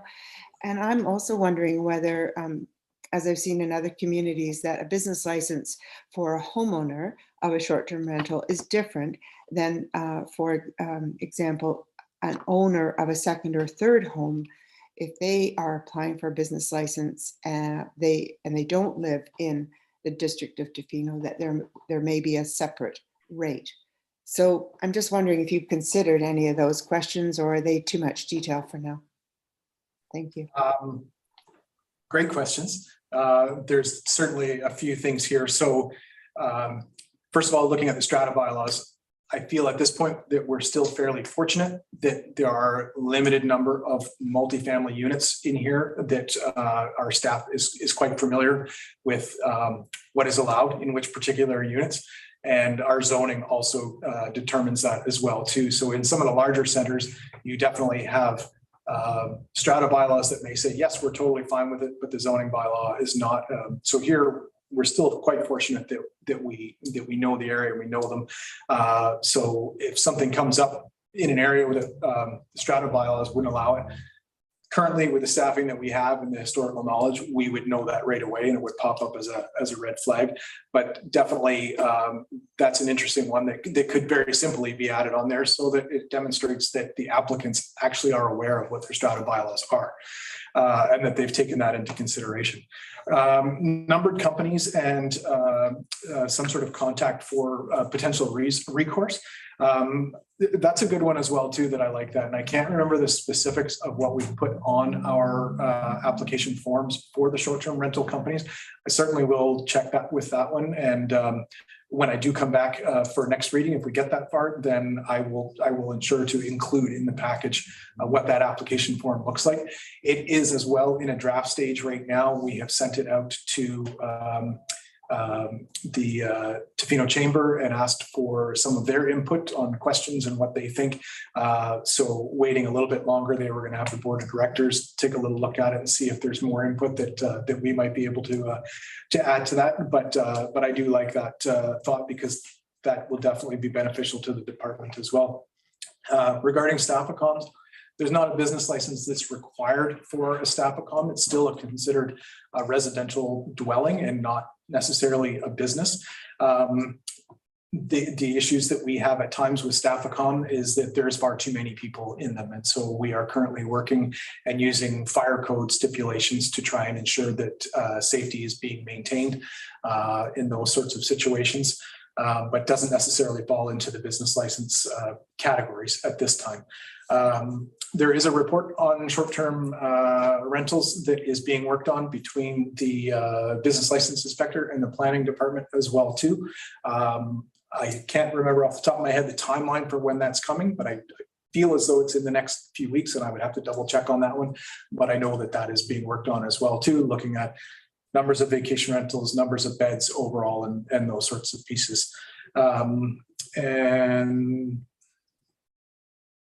I can't remember what the last one was in your questions there, but unfortunately, I'm not sure if you have it still fresh in your mind. But I have it just written down here. Thank you. It's a further report on short-term rentals, whether there could be a difference for business license between homeowner on-site or homeowner off-site. I think as a second home. I think that's what Councillor thinks. Yeah, thank you.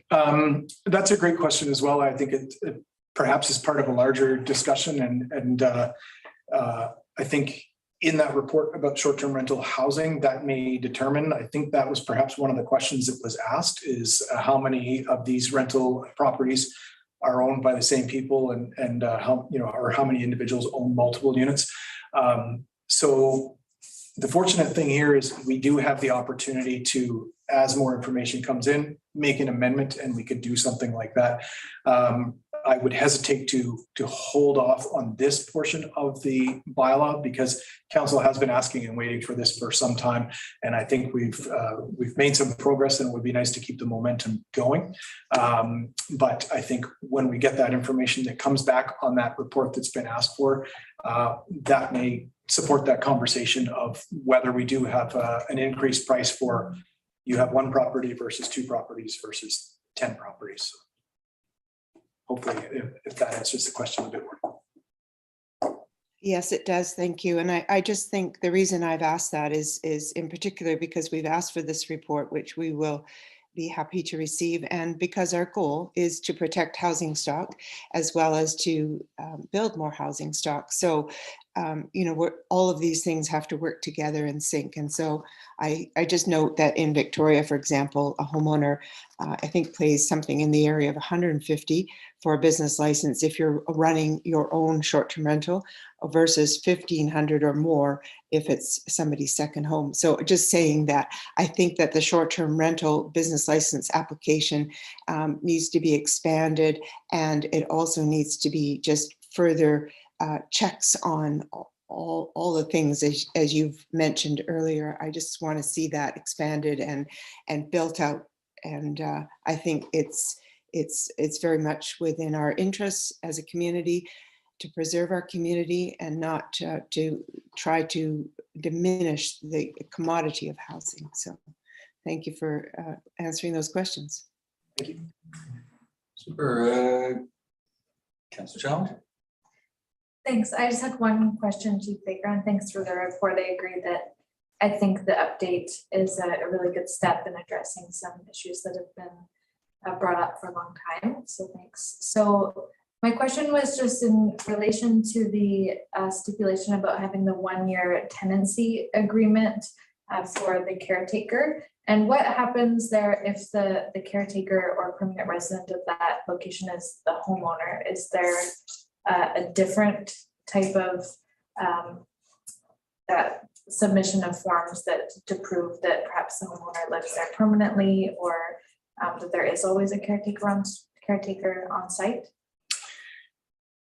Yeah, it's an excellent question, and that's one of those nuances of the process that is challenging when somebody, because we have had that in the past where an owner says, "Oh, I live here and I'm the caretaker," and then we do find out through information from the public or reading people's reviews online that often say it's great, you have the whole place to yourself.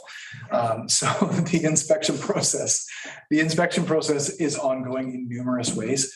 And while it's very challenging to come right out and monitor that somebody's there every day, we are finding more and more regularly that the information does come out in one way or another. And unfortunately, we can't catch it immediately, right. But it does come forward. And because I think that the public really wants to see these houses and these spaces be used by people who are living and working here, they're getting quicker and quicker to reach out and say, I would like to talk about what's going on next door or, you know, down the street and those sorts of things, which helps us.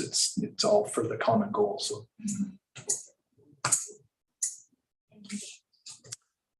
Super. Councillor Chalmers, do you have anything before I? No. Great. No, all my questions were asked. Thank you.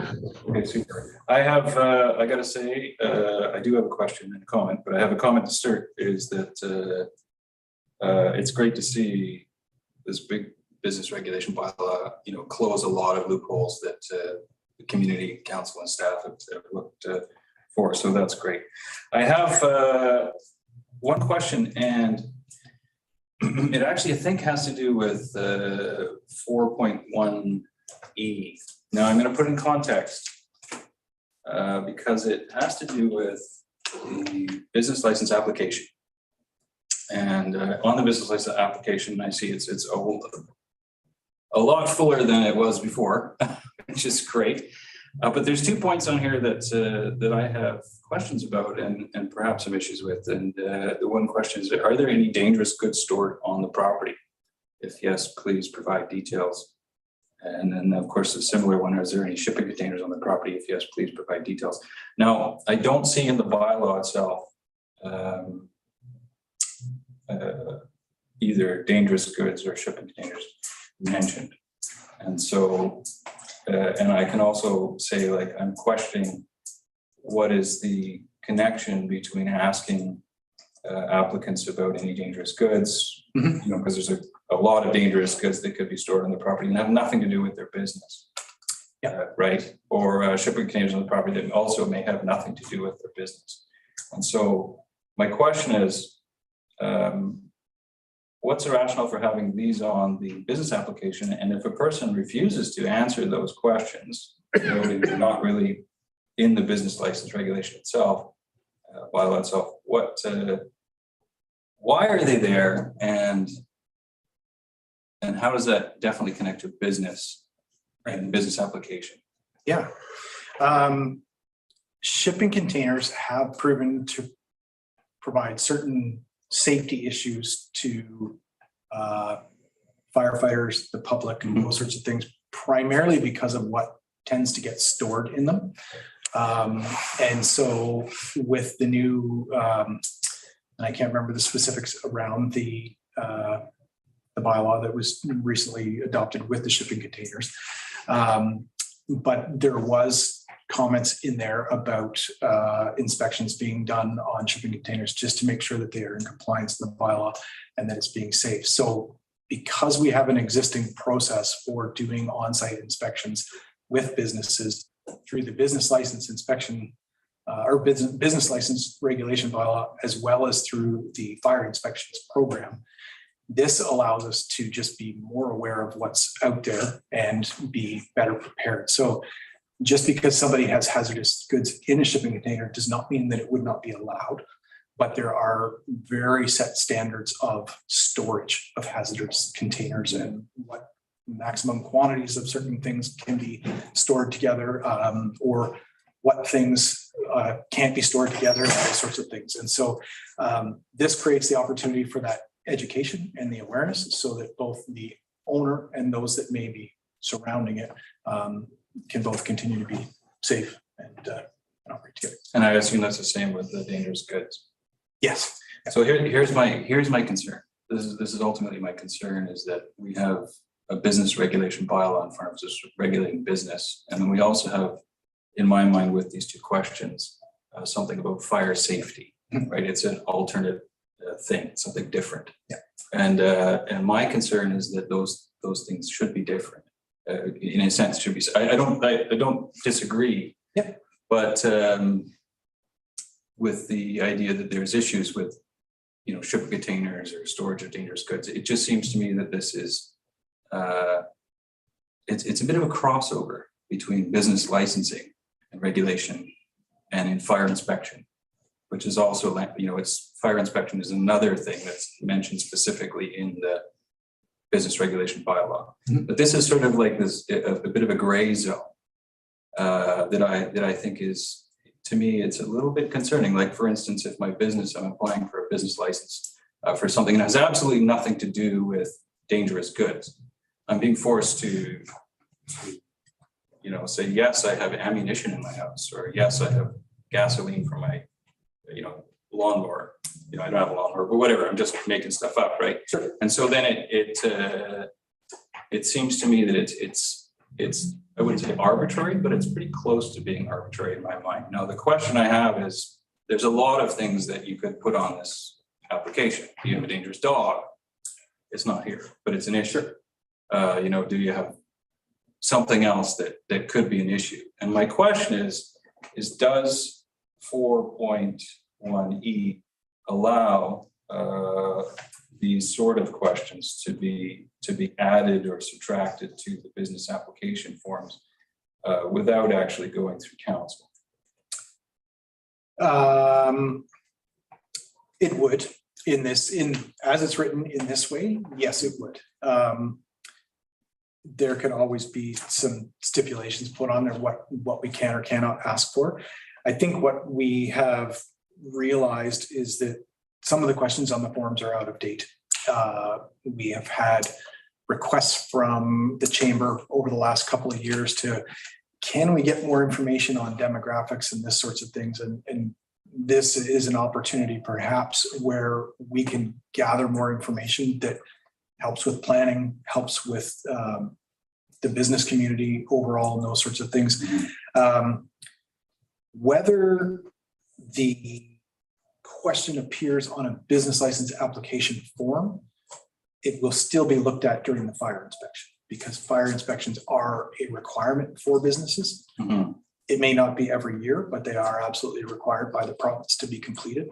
So again, when we look at bylaws, the ultimate goal is voluntary compliance. So by starting the conversation, it gives the opportunity to say, here's the information that you really need to know about how you can conduct your business with what you have and be safe for you and for everybody else.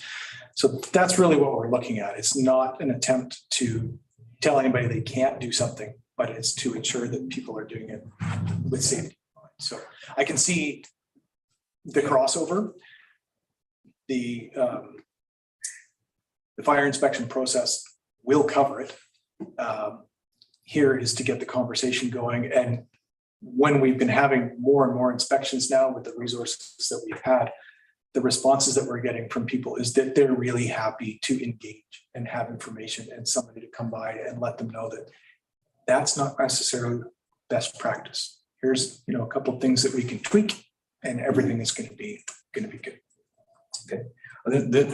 Thank you for that answer. And I just have one comment. My recommendation, personal recommendation, is that questions about dangerous goods or whatever else comes out, the dangerous dog or whatever it is, that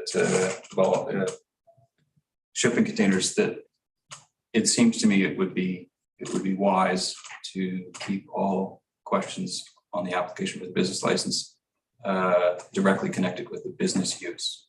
So does, for instance, does your business have a shipping container? Do you use a shipping container for business, or do you have dangerous goods for your business?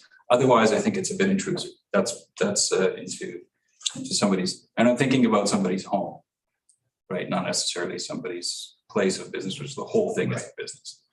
So this is really, I'm just thinking about home ownership, answering some of these questions where somebody might pose a dilemma. If they don't want to let you know that they have ammunition, or maybe they don't want to let you know, whatever. So that's my point. That's my own, and I'm just going to throw that out to council. That's my one concern, and also couched all in the comments that I'm pleased with this business regulation bylaw as a whole. Thank you.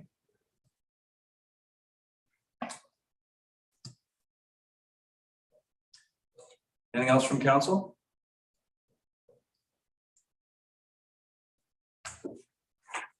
All right.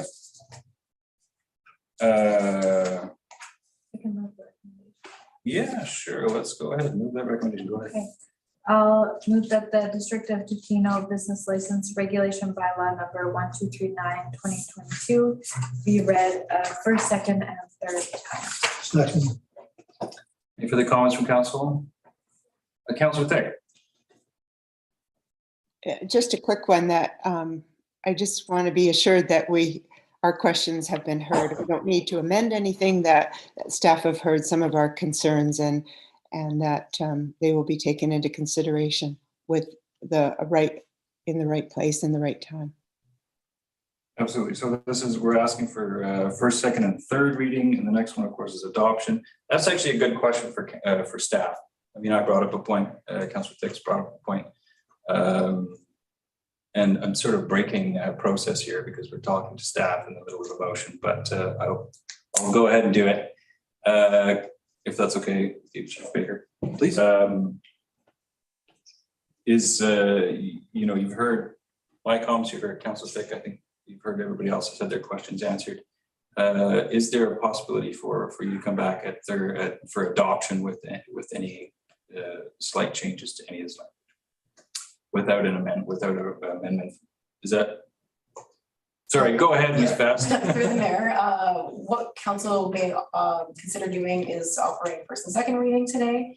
And then if there are minor adjustments or recommendations to the bylaw itself, then provide third reading at a future meeting.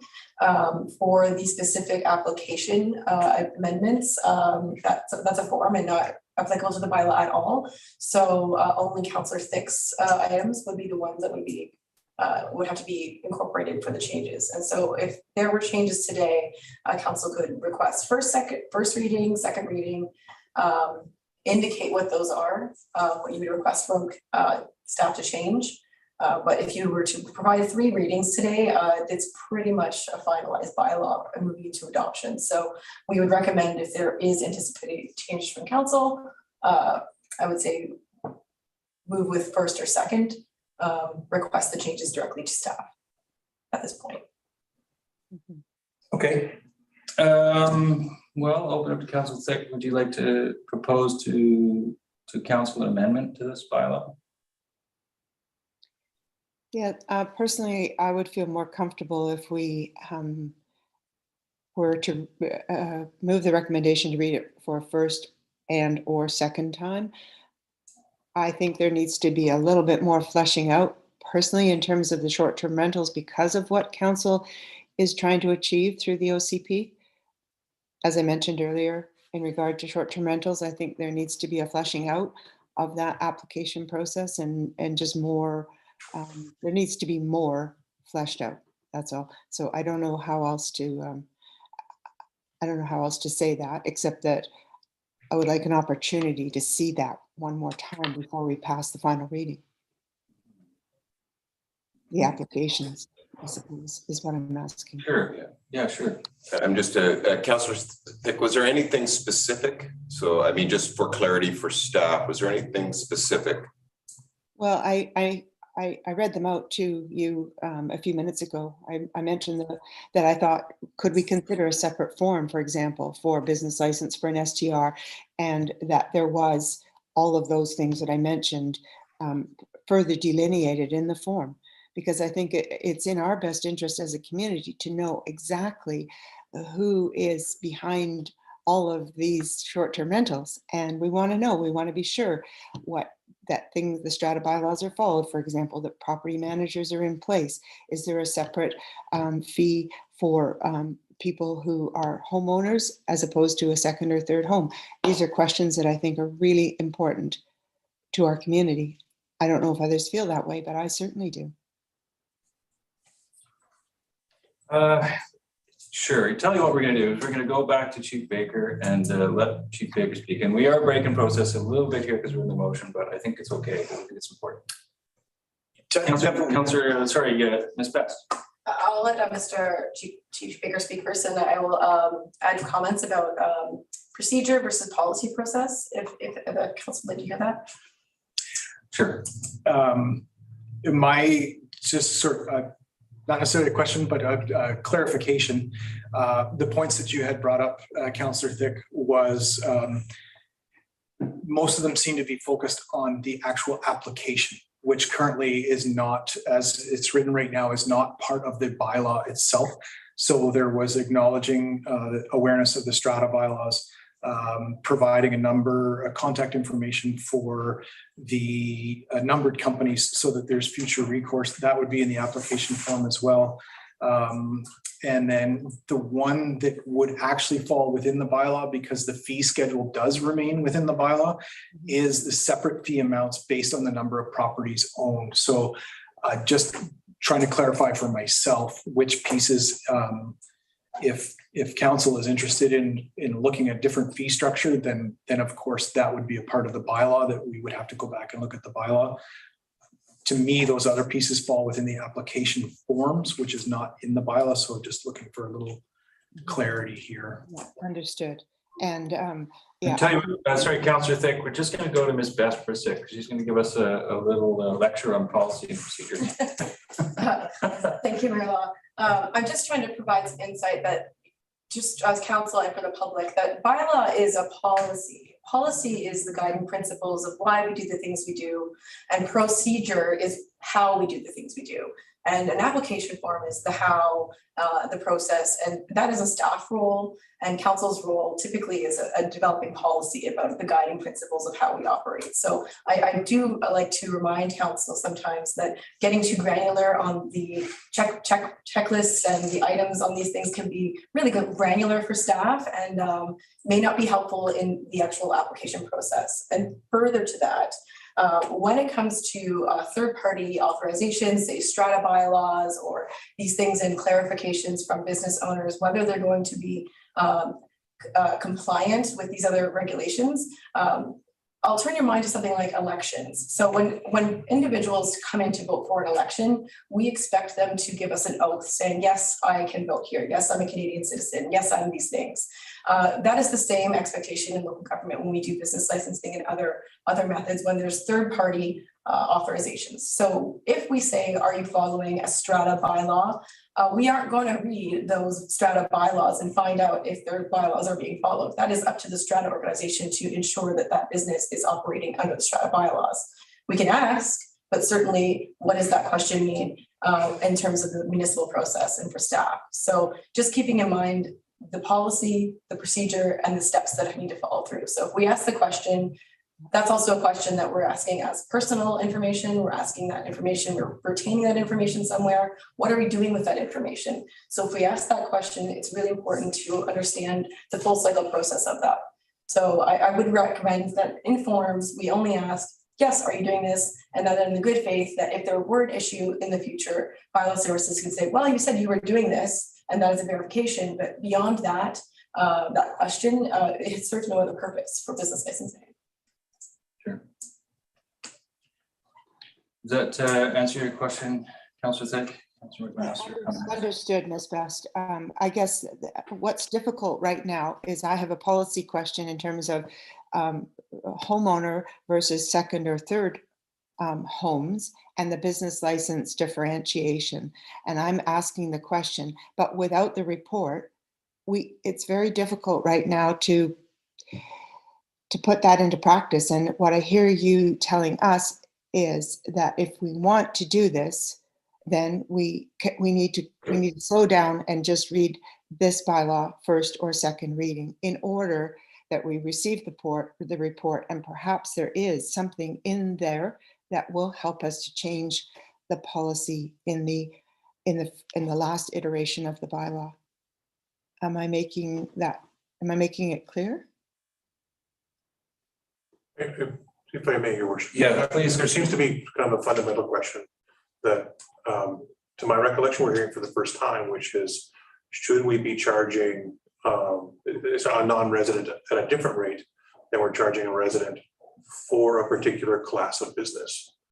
So I don't know that we're asking this for hotels or for surf shops or for craft shops. So for a particular type of business. I appreciate that Councillor Thick, is advising that she's done some research and there are other jurisdictions doing this. If that is something that Council is interested in, I think that what would be prudent is some discussion on that particular item and see if we want to, you want to give staff instruction to do some research on this. Because I would want to get some advice on whether that is something that we can do. And I know that provincial governments are starting to delineate between people who live on property and people who don't in certain parts of British Columbia, and I'm seeing it happen on the East Coast now as well. I don't know that as local governments we have a clear authority there. So it's something that before we were to recommend adopting a bylaw that has differential business license rates for a particular class of business, I want to be sure that it's something that we can do lawfully. Yeah. So if that is perhaps if Council wants to go in that direction, giving this bylaw 2 readings, and then instructing staff to get advice with respect to the idea of a differential type of business license fee. Just what I was going to suggest. Okay. Thank you. Okay, and okay. Is that, Councillor Thick, does that answer your question? Okay.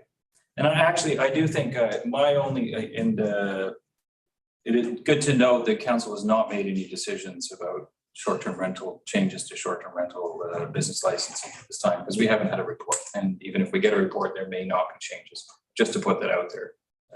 So, but it's the opportunities. I would like to go only to second reading at this point, and I'm going to debate with Council here, because I think 4.1E, as I noted, it does allow for questions to be asked in the application that may not be related to the business. And I would just like that clarified. I think that questions asked in the application should be related to the business for to make sure that is what those questions are being asked for. And that's my one question. And I can see Bob almost ready to talk. Sorry. So yeah, I think that's something that we can address as staff and bring forward in a future bylaw rather than trying to amend on the fly tonight. I don't think that's what's being suggested, but give a bylaw first and second reading. That's kind of an indication that generally we like where this bylaw is going, and we have some.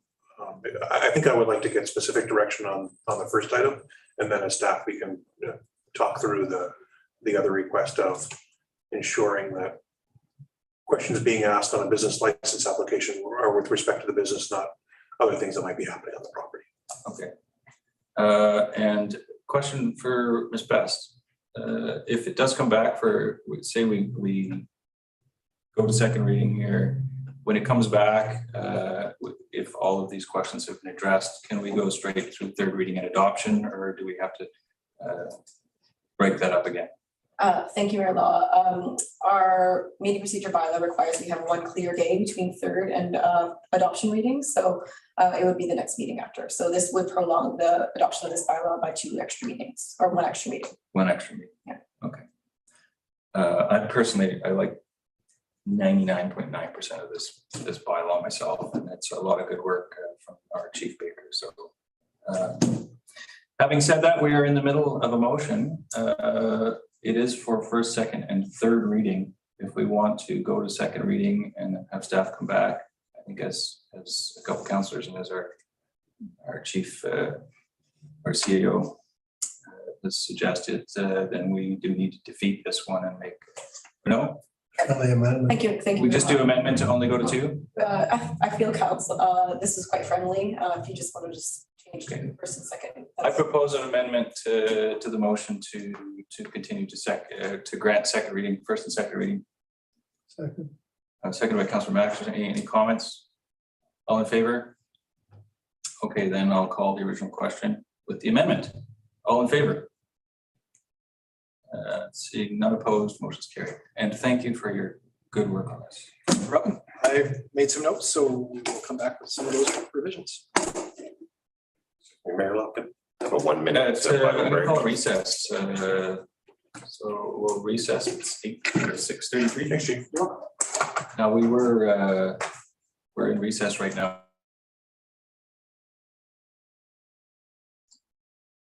So are you guys muted? Can you let us know how long you're recessing for?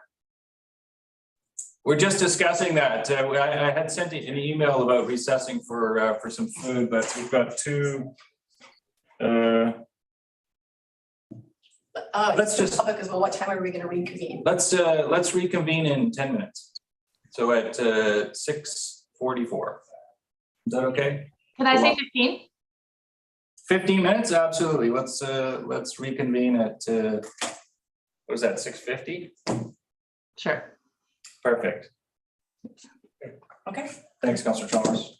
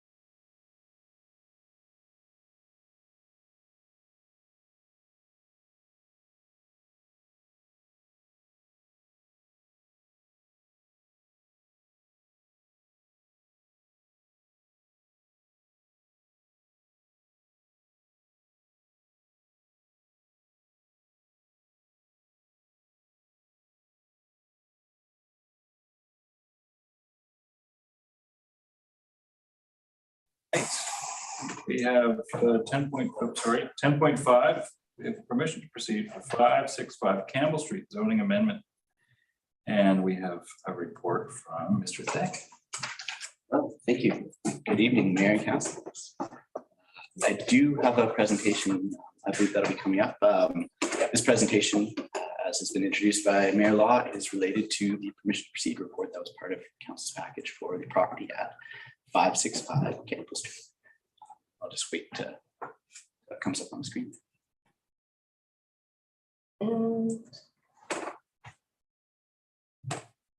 Thank you. So a little bit of background to this particular application. It was received on March 18th of 2022. Prior to the application actually being received, there was significant communication and work done between the Tofino Housing Corporation and the applicant towards the development of a memorandum of understanding related to an affordable housing contribution. This was discussed by Mr. Ian Scott, I believe, at the very beginning of this meeting when he made some comments around that.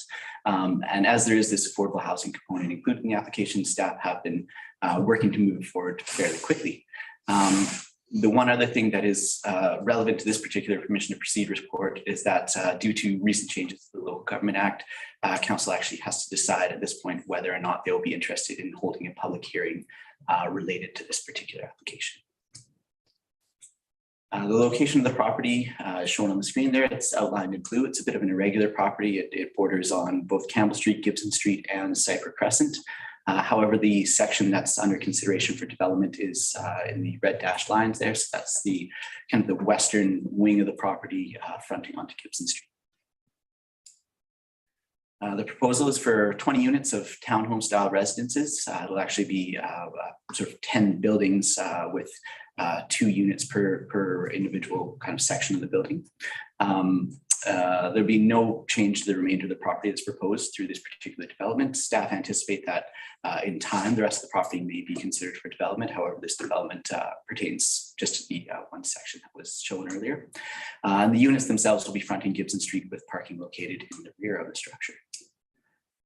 So this is the rendering that's been provided by the applicant.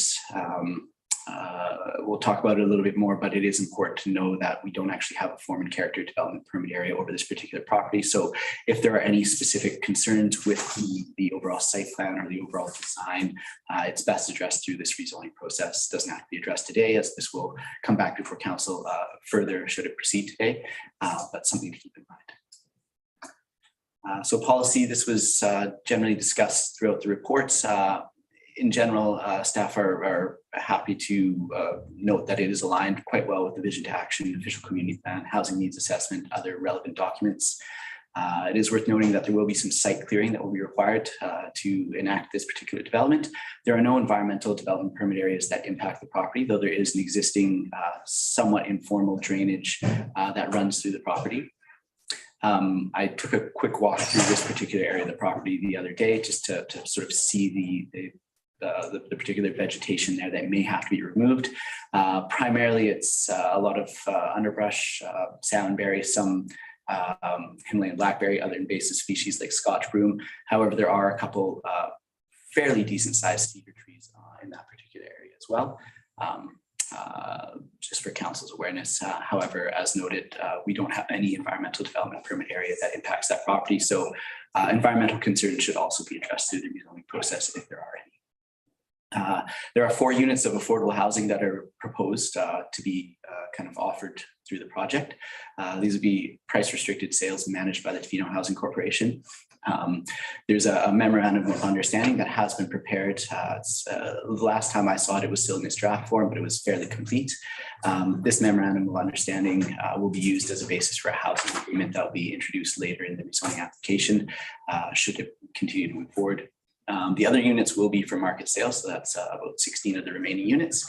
However, the size and location do match up quite well with what's currently recommended in the housing needs assessment and use demand study, and they are of a slightly smaller size, so even at market values, they may be more attainable for the current residents of Tofino, based on our understanding of the median income.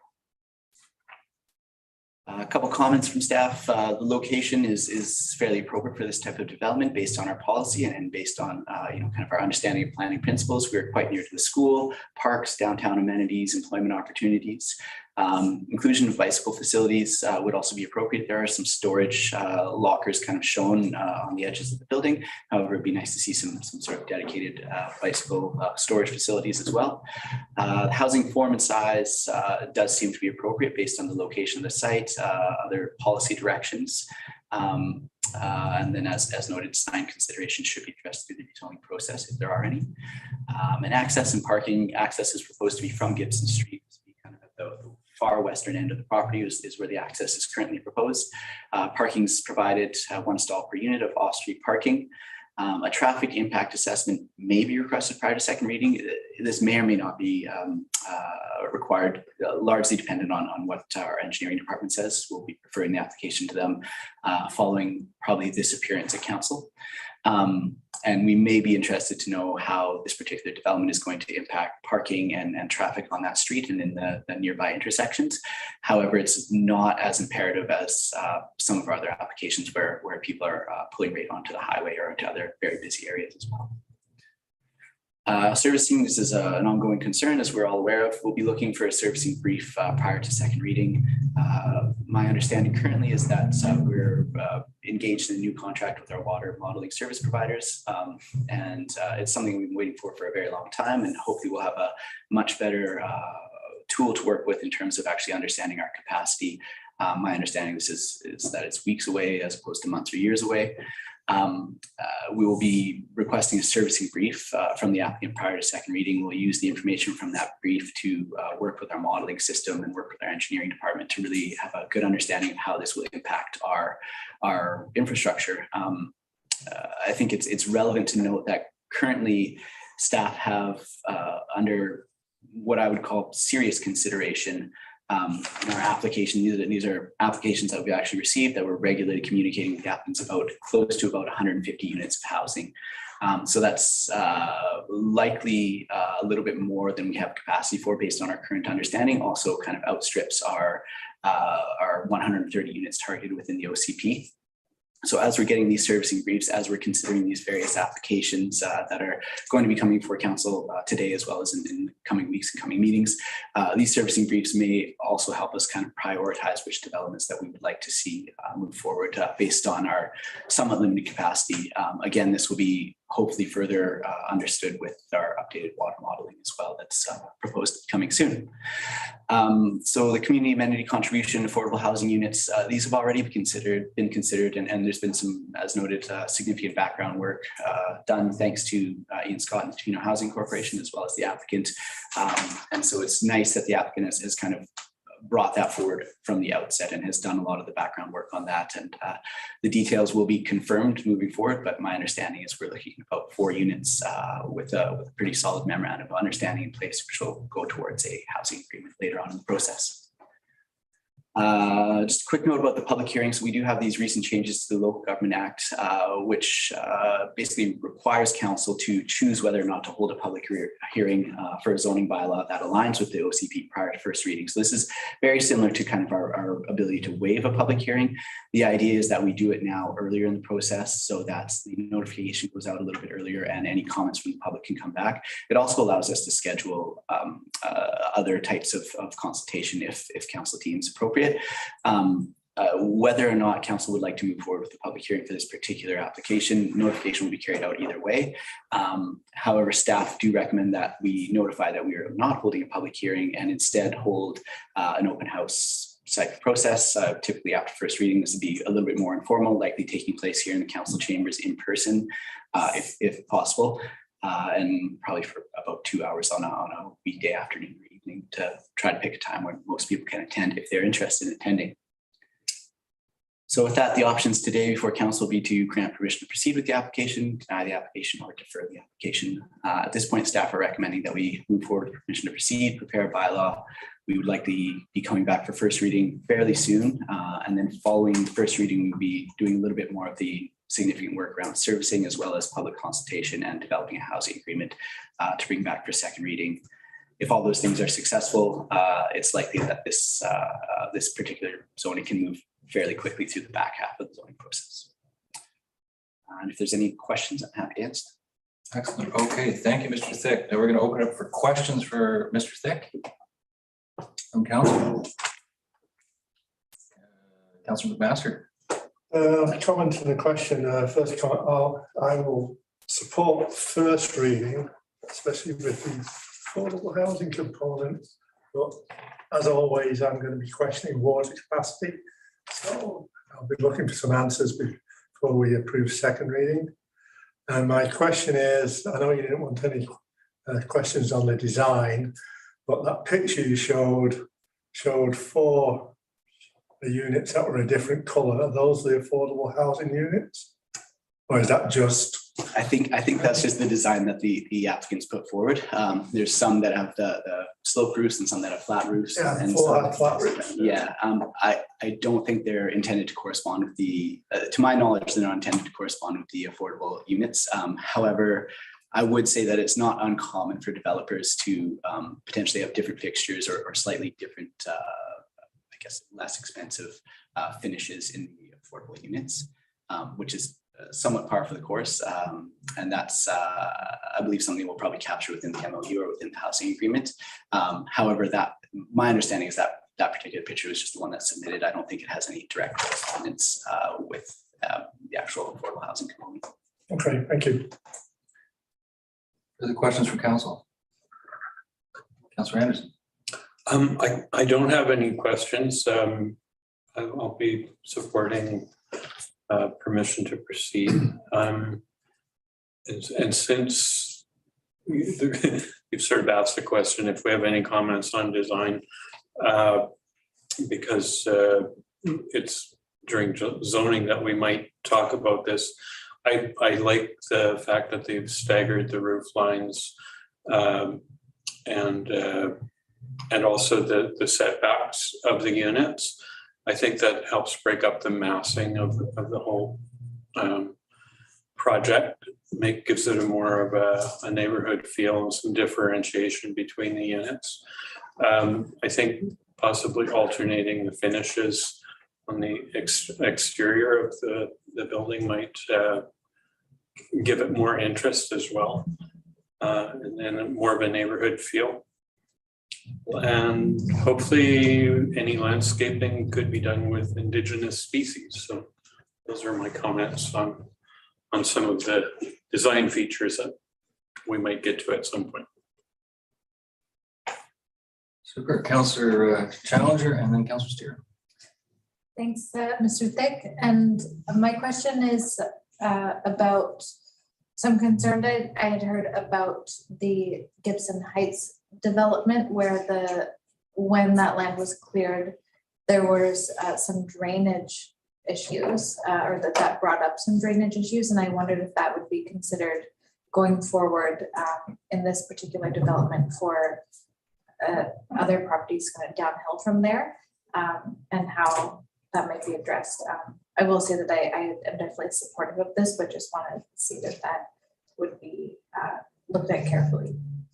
Yeah, certainly. Drainage is actually kind of an interesting one for this particular property. As I mentioned, there's somewhat of an informal drainage that kind of runs through there. The proposed plan kind of protects that drainage and will actually probably use it for this particular development. That may be part of the servicing brief that we request, is just kind of an examination of stormwater runoff and those sorts of things.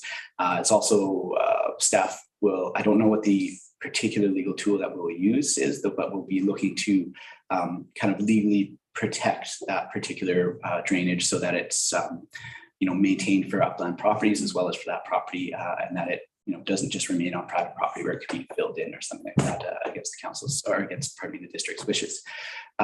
So I don't know what the legal tool is off the top of my head, but it's something that we'll be looking to do is ensure that that particular existing drainage is preserved, and that through the rezoning and any subsequent development permit or building permit processes, there's no additional drainage added due to the addition of impermeable surfaces or those kinds of things. And everything's directed adequately.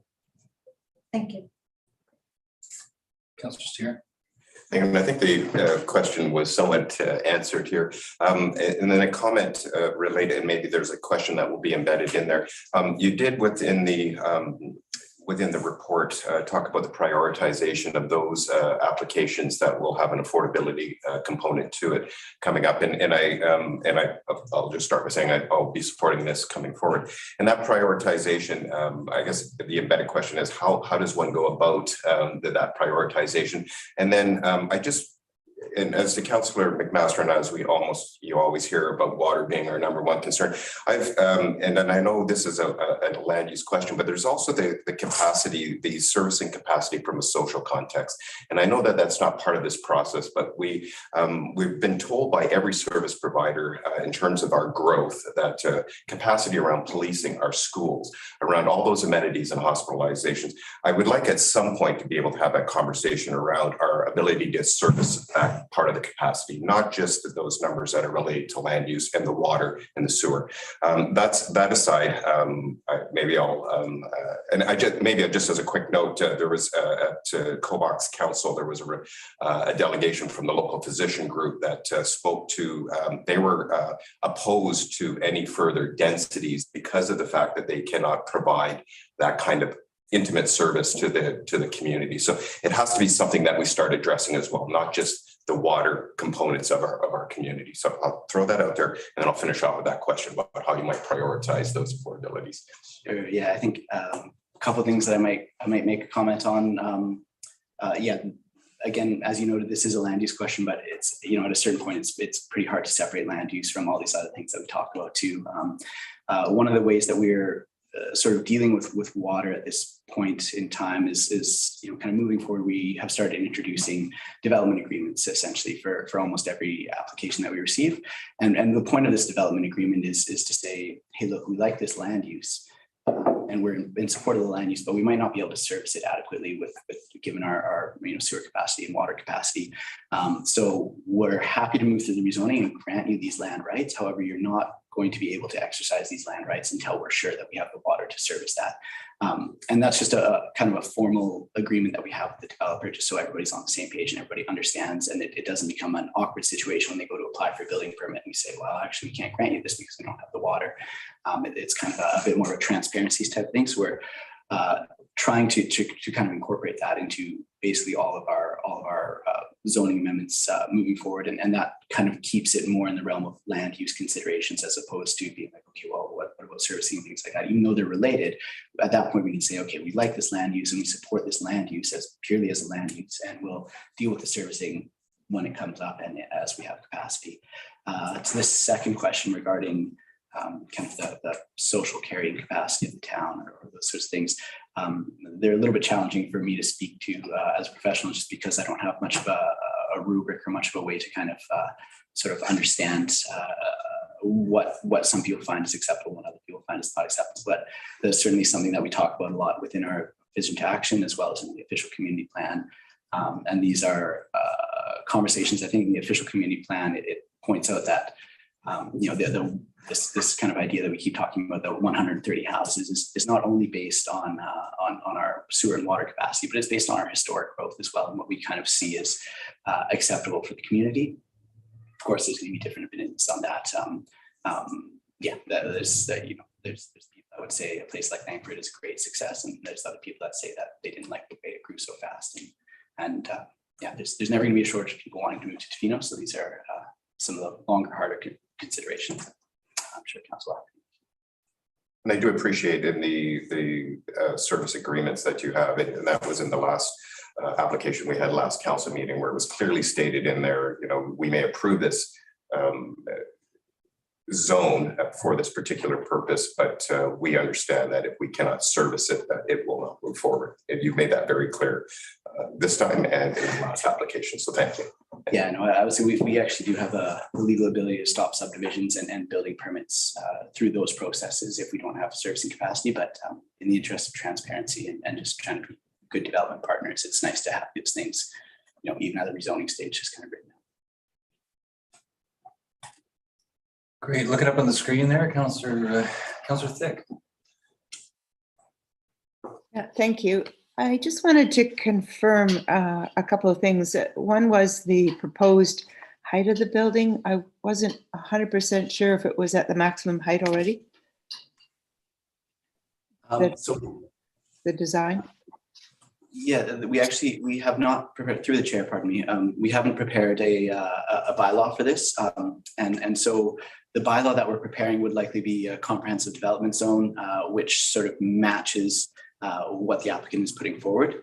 I don't know the exact height for this particular building off the top of my head. I'm not sure. I believe that information was included in the application package, but I can't remember it off the top of my head. I think the applicant was looking to be in mid 30 feet or so. As we haven't drafted a bylaw for this and we're just at the permission to proceed stage, that may be something that we work on with the applicant over the next few weeks to a month as we're drafting the bylaw to ensure that we have something that's supportable by council, supportable by staff, but also allows them to build what they're planning to build. So that actual specific height will be determined by the bylaw when the bylaw is drafted. My second concern or question was regarding the setback from the street.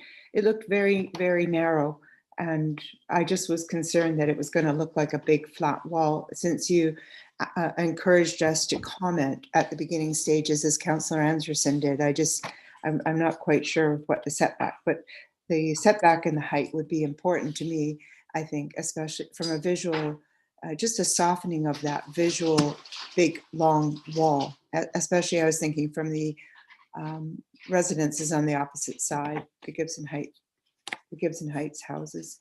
Do you know what the proposed setback might be from the road? I believe the setback will be fairly minimal.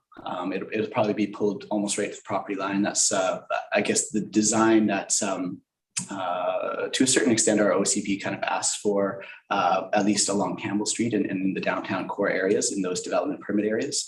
My understanding is that the idea would be that it's quite easily accessible from a pedestrian standpoint, and then parking's put around the back, and the kind of, I guess, design theory behind that is that you're enlivening the street by having people actively moving in and out of the buildings there. However, potentially breaking up the roof line a little bit more and including articulation along the front side of the building will kind of reduce the sort of undemarcated facade effect that you seem to be speaking. Yeah, thanks. And the last comment I had again was with regard to parking, and I've said this many times, but it seems like with 20 units, and I count only 21 parking spaces, 10 large, 5 regular, and 6 small. So 21 total for 20 units. Seems a bit light. I think it's 1.3 but per unit, but even that to me, it seems very, very minimal. Any comments about the number of parking spaces with the number of units that are being proposed? Sure. I believe the applicant is actually proposing 20 parking spaces, so it'll be 1 parking space per unit, unless I counted wrong and there might be an extra parking space in there. The reason staff are supportive of the parking as it's being proposed is for a couple reasons.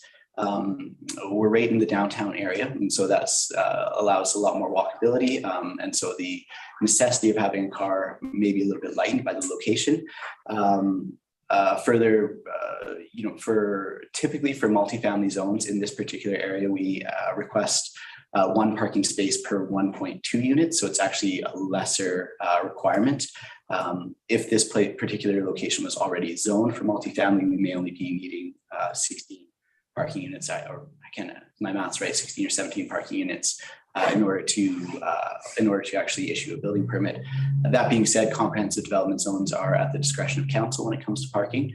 And then there's also a couple lines within the OCP itself that talk about potentially reducing parking standards for multifamily housing within the village OCP designation area, and also potentially reducing parking standards in support of affordable housing.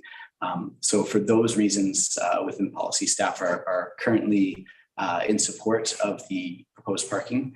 However, some further review by engineering is also will be requested, and maybe that may shine some light on that if they feel that for that particular location with that particular traffic, additional parking is needed. Yeah, thanks. I guess I just have some concerns about that. I think the parking space allotment is light, and I think there's going to be considerable spillover onto the street that is pretty busy already. So thank you. Councillor Chalmers, do you have anything to say? Yeah, yes, thanks. Councillor Thick actually asked my question that I was going to ask. Similar concerns about parking, which I seem to always have, but even just having some sort of visitor spots.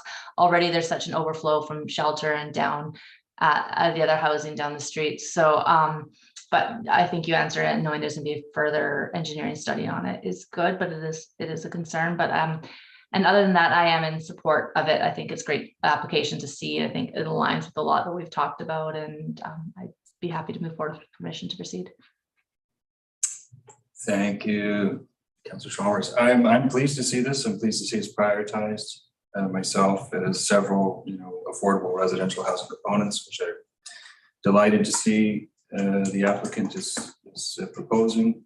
It's in the village. There's I noticed comments about the drainage. I was also going to ask that, and it's nice to hear there's some discussion about protecting the drainage. I'm not worried about parking myself. I think we have to, my own opinion is that in the village core with density, we have to pick either parking or density. And I think it's time to start picking density and assume that people are going to have to make do.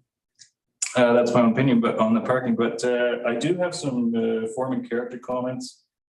It's a multifamily application and design. So I just really has to do with the logistics of somebody entering or leaving their house with children and storing surfboards and bikes. So I concur with Mr. Thick, your comments on some bike and possibly surfboard storage. And I would also say that it would be nice to see some area where people are leaving their home, that's not a parking stall or an active transportation area. Like if there was some kind of tiny bit of grass or something like that somewhere where you could park a stroller while you're trying to get out of your car, etc., or get into town. And I'm just thinking of people with children or even pets. And I concur with comments about the outside character of the building. I do want to say too, just encourage the applicant to think about people entering and exiting their homes in extremely wet weather. Although there's overhangs, I think just again the logistics of what it's like to live here and climb upstairs and get in your home without protection from the weather, significant protection from the weather, and what that does to buildings over time. And other than that, I look forward to seeing this come back for first reading. Without any further comments, would anybody like to make a motion? Councillor. Sure. Go ahead, Councillor.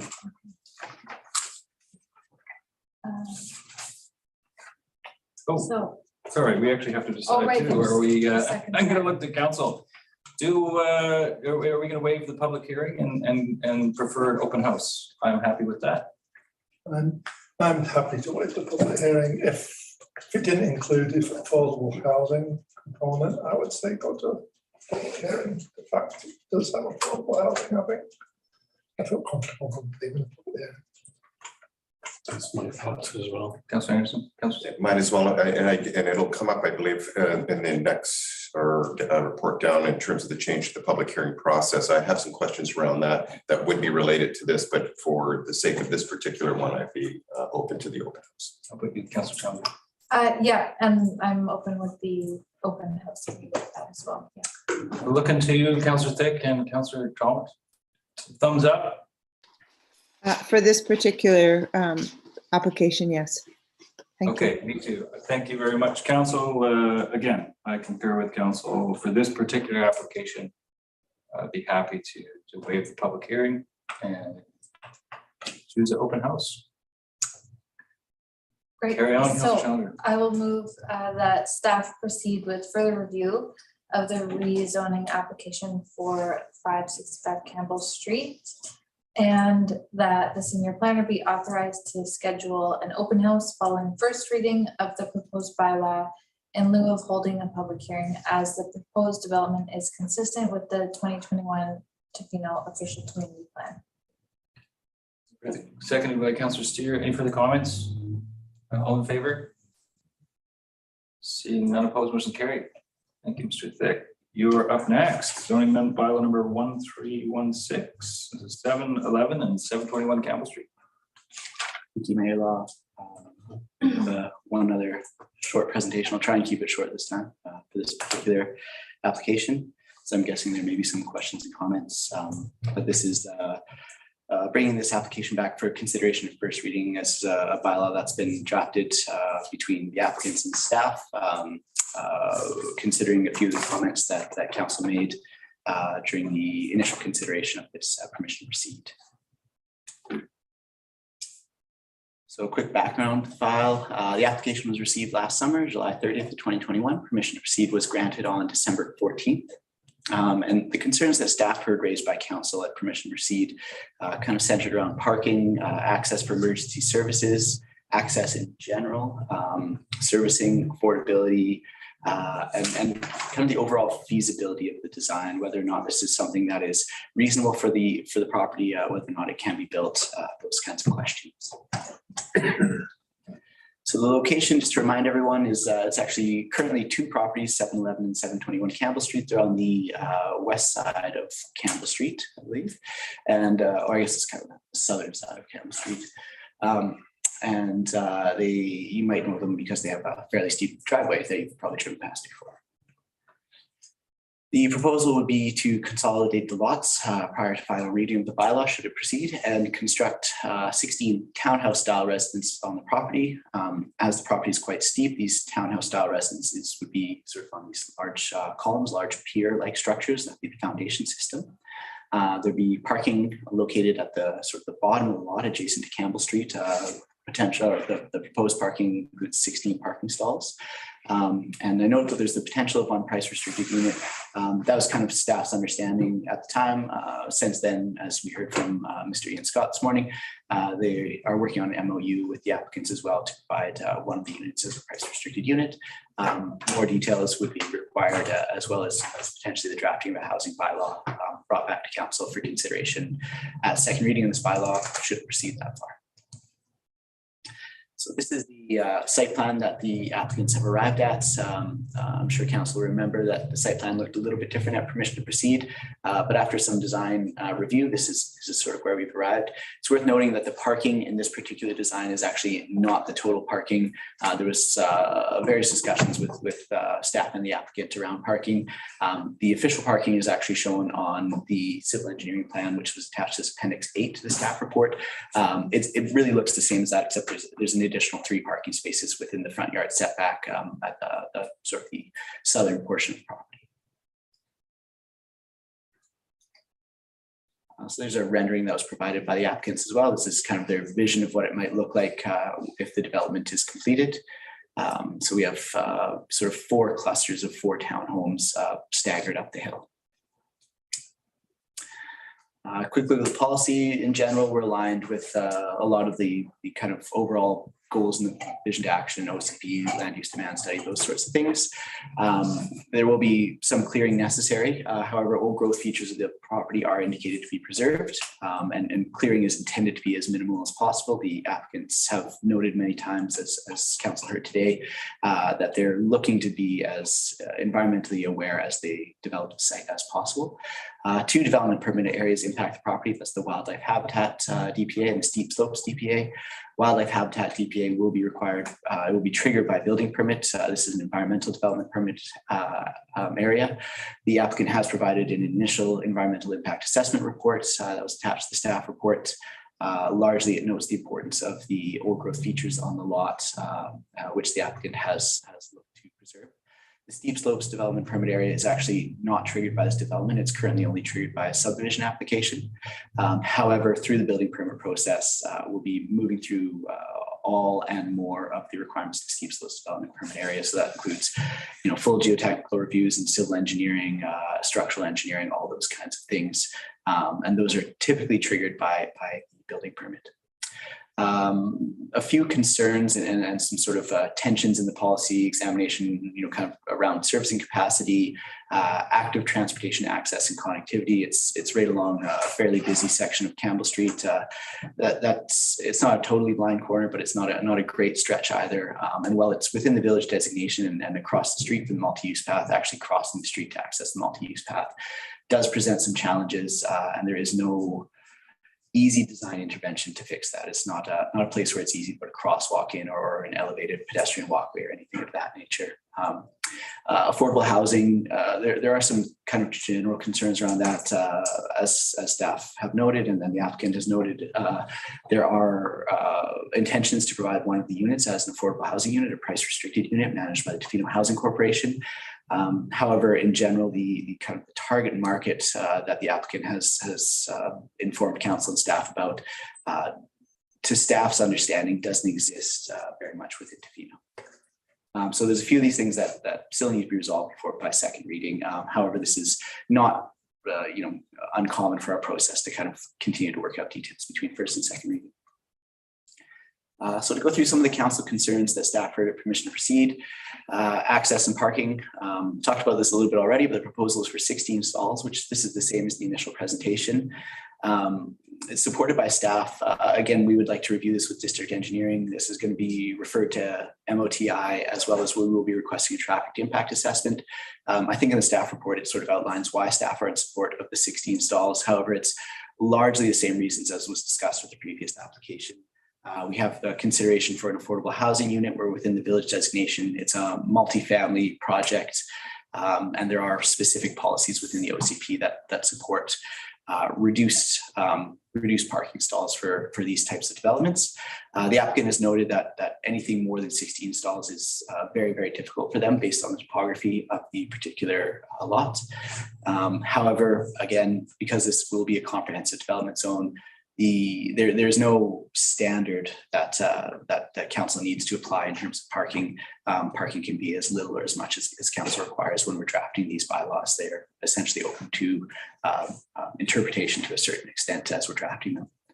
Emergency services access, there weren't any initial concerns from the Tofino Volunteer Fire Department. There have been some conversations around providing some infrastructure on the site to enhance fire suppression.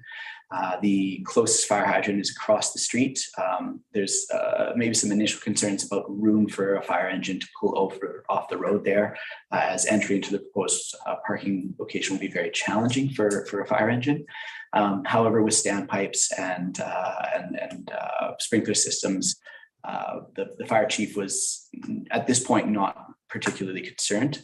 However, as we move towards second, we'll do kind of an official referral, and we'll be looking for a little bit more detail around access to the individual units, including maybe some information around grading from the applicant and for the fire chief's review. And BC Ambulance Service so far has not responded to staff's request for comment, but we will also be sending them a kind of a more formal referral should the application move forward.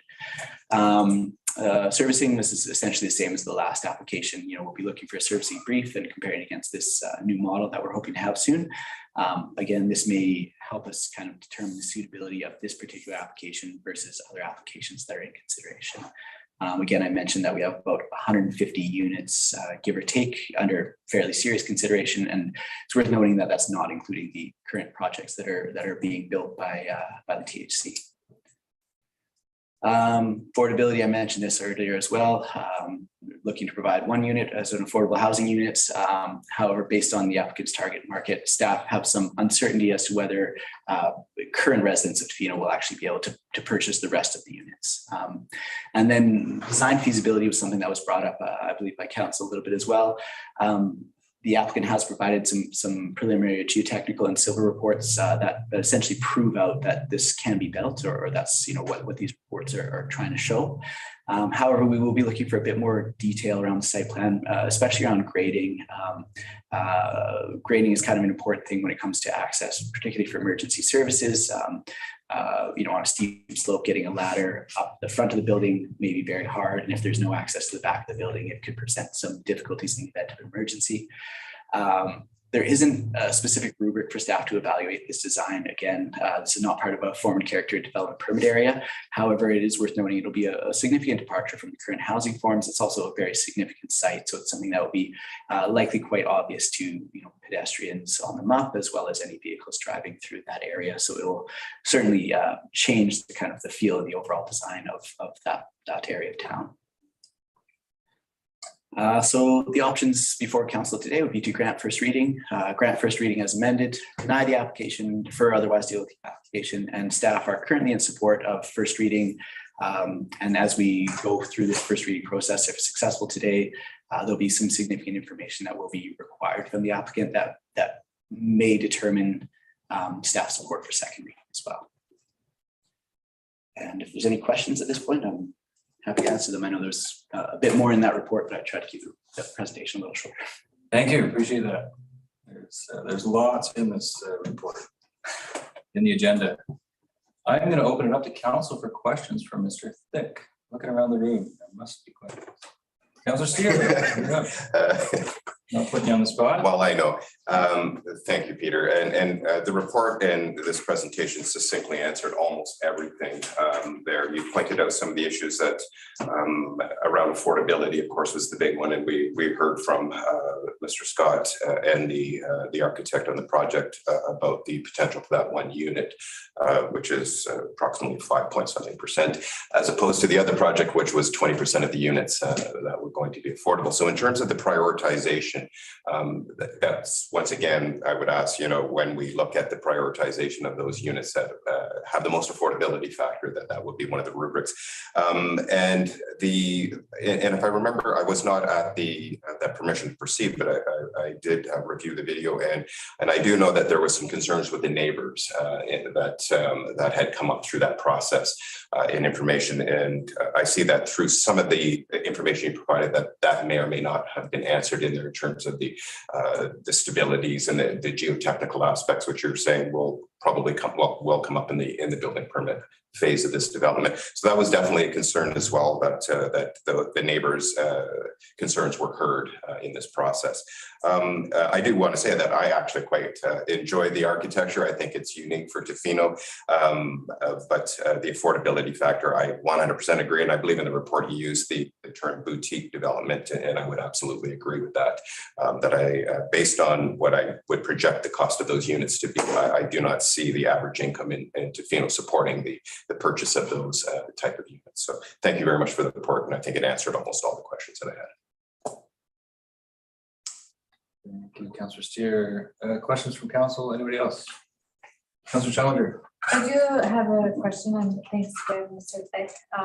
I also wasn't at the permission to proceed meeting, but I watched the video too. So I know that initially, and you brought up today again, the concern around parking and also access for pedestrians and active transportation. And that one is one of the kind of stickiest parts of this one that I have. And personally, I feel, I guess to ask a question is that I think there's a lot of properties on the west side of the highway there that don't have a safe place to cross to the MUP, and I encounter one on a daily basis myself. And I wonder where that responsibility lies. Like, is it always with the developer and other developments in recent years there without that?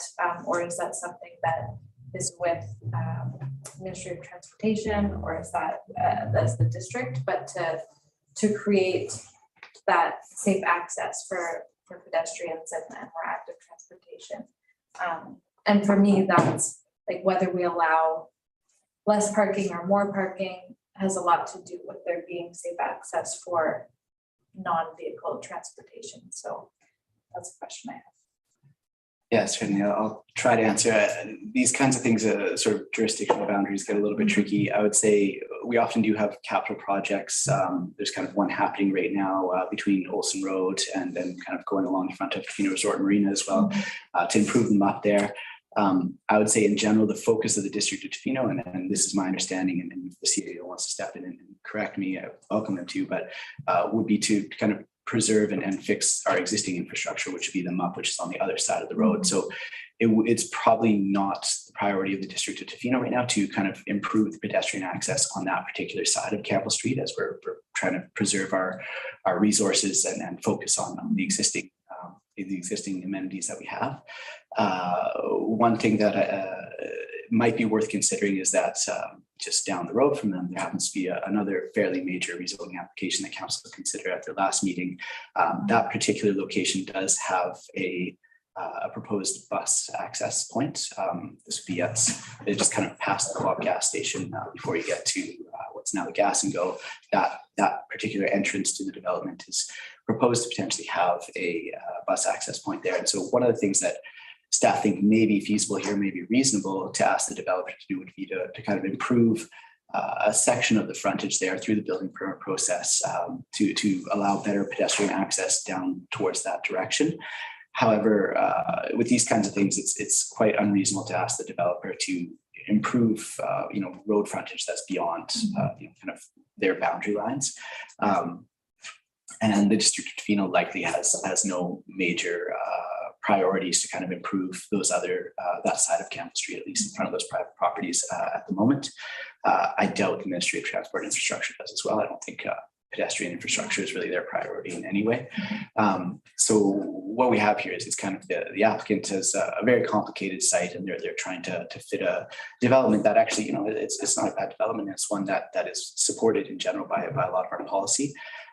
However, this kind of access and active transport and parking issue is a bit of a, as you noted, a bit of a crux. And at this point, staff don't feel that it's really should be on the District of Tofino taxpayers to alleviate the concerns that a developer is kind of bringing to the table. So that was a bit of a long-winded answer, but I hope you got it.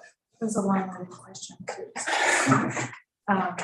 Yeah, thank you. And as a follow-up, I'll just meant to say that I do think that it's a really innovative application. I think they're making a solid effort to work within our OCP, the community's needs. It was kind of new information to hear that looking at the target market and the monetary value to that I wasn't aware of previously. So that is interesting and might change the way that I feel about it a little, but thank you. For, yeah, so as you were there, permission to proceed, that was some information that the applicant gave, that their kind of target market was household making about $120,000 a year, and based on the information that we have, the median Tofino household is approximately $77,000. That number will likely be updated soon as more information from these stats can, but that's our current understanding. Great, thank you. Thank you, Council. Max. I'm like Councillor Stair. I hope I'm wrong, but I just can't see these units being affordable for the Tofino market. But I'm not going to oppose going to first reading. But with the terrain problems, it just doesn't make sense to me. But we'll see. I still have all the questions as usual about water parking and everything else that was raised when it was introduced.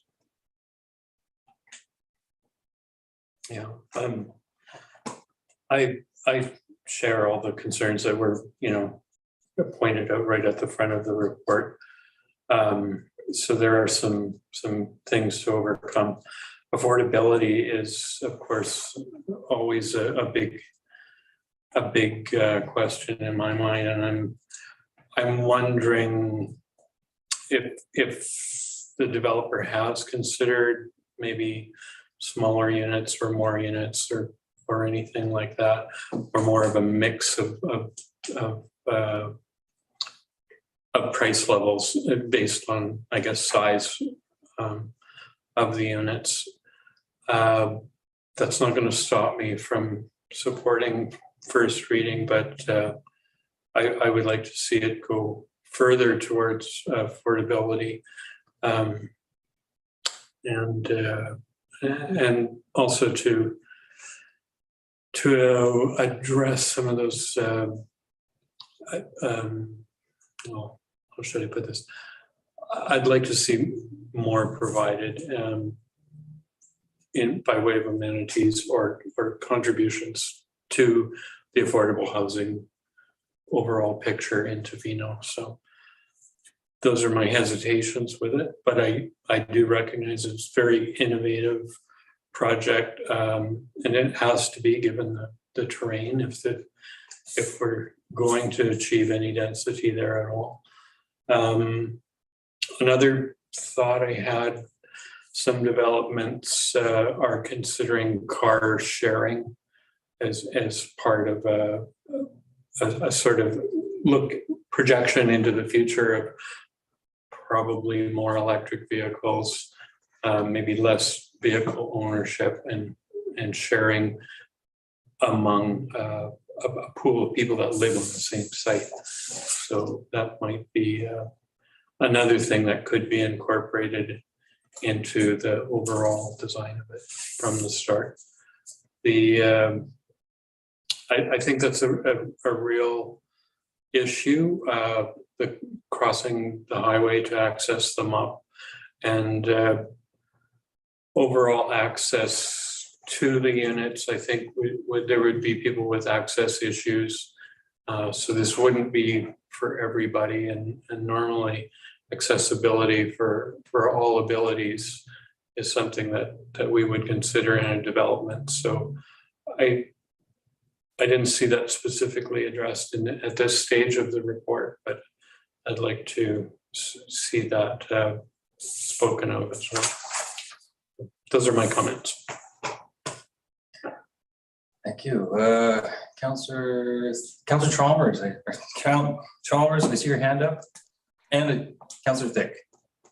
Thank you. I share similar concerns. I think it is a very innovative, great, interesting project. I think one of my struggles is just timing as far as where we are at this point in time with our community, what our needs are and what we're able to deliver as far as services and everything. So I do echo with the demographic that they're going after. It wouldn't be as much of a priority compared to some. I do share the concerns about parking, especially with the demographic that they're going after. Is it going to be the type of person that's really going to just ride a bike, or are they going to have a car too? There's no visitor parking, therefore with the no on-street parking or the crossing, I think it combines some issues there. I did have a question about the funicular, which I think is really cool. With our power outages that we get in the winter, I assume the stairs would be the alternative. I'm just looking at the picture right now and it doesn't look like there's any sort of coverage, but I think if you're walking up those stairs in a blowing sideways storm in the middle of December, it might be something worth considering. And I think I had one more question that I'm just blanking on. Yeah, I'm similar with the willing to go forward, but going down the road, not as much of a priority compared to some. I do appreciate the one affordable housing, and that's where I'm at. Thank you, Councillor Chalmers. Councillor Thick. So I assume we're speaking to each other as council. We're not talking with the planner right now. Is that correct? You can ask Mr. Thick questions. That's sort of where it's going, but it's kind of everybody's commenting anyway. So I think Mr. Thick needs to hear this anyway from us. He's looking at prioritizing. He's mentioned several times about prioritizing multiple applications, and so I think that's a valid comment for Mr. Thick, besides whether you support it or not. Well, hearing that, I will just say that I'm very hesitant to move forward with first reading with all that I have heard. And I would concur with the CAO in the beginning of the report, in which he mentions the geotechnical issues with the steep slope and the density that is being put forward. I have problems with the emergency access and egress, as mentioned, and the access to them up. In addition, I feel that some of the points that are put forward in the OCP have not truly been considered. For example, and I realize that these things are not all that can be done in every situation, but there is, just let me read my notes here. I can't tell you which page it's on, but at some point it talks about discouraging further development along Highway 4. And it also encourages parking, ensuring parking areas for Campbell Street are in the rear of a building. And I mean, there's just absolutely no possibility for spillover onto Highway 4. So I don't know what happens. Is it a lottery? 16 people get to have a spot? What happens with visitors? These are pretty big questions when you're talking about the highway. In addition, I really have a hard, something that others haven't mentioned, I really have a hard time with the aesthetic being proposed. I heard from the architect at the beginning that I can't remember the exact words, but it was something along the lines of being, trying to be very sensitive to the ecosystem. Yet when I see the reports that have been put forward by, I think it's the environmental review by Central West Coast, where they mention the trees that will be lost and the potential eco systems that will be lost. I have a very hard time with that. And I've walked up that steep slope on several occasions. Those trees are precarious at best. And so the whole, I'm just not sure how you can preserve an ecosystem and build that sort of a density. So I would be opposed to the density, opposed to the parking, and opposed to just the general inconsistency of the development along that part of Campbell Street when all around it are residential developments. So those are my hesitancies, and for that I would be not in support of moving forward at this stage. Thank you. Thank you. Well, I share all of the concerns of council, and I also specifically share the concerns of our CAO. It's rare to see our CAO weighed in on an application, but that is here, and I really appreciate it. And I think that's that bears on my mind. I think my own opinion is that it's not affordable. Except for the one possible affordable unit. It does not seem to, as presented, meet the needs of our community now. It would seem to meet the needs of people who don't live here. I think that was mentioned several times. And noting our consistent concerns about infrastructure and water utilities, I just can't see this as being a priority. Noting that there's other applications that have a significant affordable component that actually serve the community's needs here now. And so, and I do share Councillor Thick's concerns about the environment. I can't see trees lasting, with blasting and excavation, et cetera, on this lot. We know what happens when trees that are sheltered, all that shelter is removed, those trees fall down. So I can see that starting well, but ending poorly. That's kind of where I'm at now. I also have concerns about the actual architecture. I appreciate the architect speaking in favor, of course, but these are boxes clad in clear cedar. I think I read in the thing amongst trees in a lot of shade, with flat roofs surrounded by trees. And that never works well in Tofino. So, just some of the design features, I think we'd have some pretty rotten boxes pretty soon. That's my own opinion, having lived on the coast and seen that sort of thing, which bears to me that maybe this development needs a lot more thought and consideration. That's what I have to say. I mean, I didn't really ask you any questions. I was going to ask you questions, but I think they were all answered. Personally, I know that your recommendation, Mr. Thick, is to grant first reading. I personally would put forward that we defer this until we get our water report. And because really, I think until we know how much water we have, we should certainly focus our water and infrastructure on the present needs of our present community, which is people who live here right now and need places to live. That's my own opinion, but I will defer to council on that one. Perhaps with that a note, we can Mr. Thick, we can actually do a little roundtable, quick roundtable with council and see where everybody's at. Again, having heard everybody, we'll just go around quick and then maybe go ahead. I just have one comment regarding the water. This is again another situation where we would be again looking as much as we can to separate the land use from the infrastructure capacity. So we would be also looking to engage, should the application move forward, of course, engage the applicants into a development agreement that would ensure that they can't move forward with the development until we are sure that we have enough water. And I know that's probably something you're aware of, and I'm not sure if that assuages your concerns or anything like that, but I thought I would mention it just as no, that is true. Becoming somewhat standard practice. And yeah, again, I typically come here to consider things through mostly a land use lens, but as we've all talked about, those things are all intricately tied in with each other. Yeah, I know. I guess my point is that how far do we, there's so many concerns, multiple layered concerns about this application. How far do we go on? Do we go on before we say, it's just not going to work? So that again, I think that's what I'm leading at. But again, I'm going to defer to council on this one because it does have some funky, interesting ideas, but I think some very major concerns. Affordability and access. It's a multifamily. It's presented as a multifamily development. It just isn't a family development. You can't get across the road. You don't have a yard.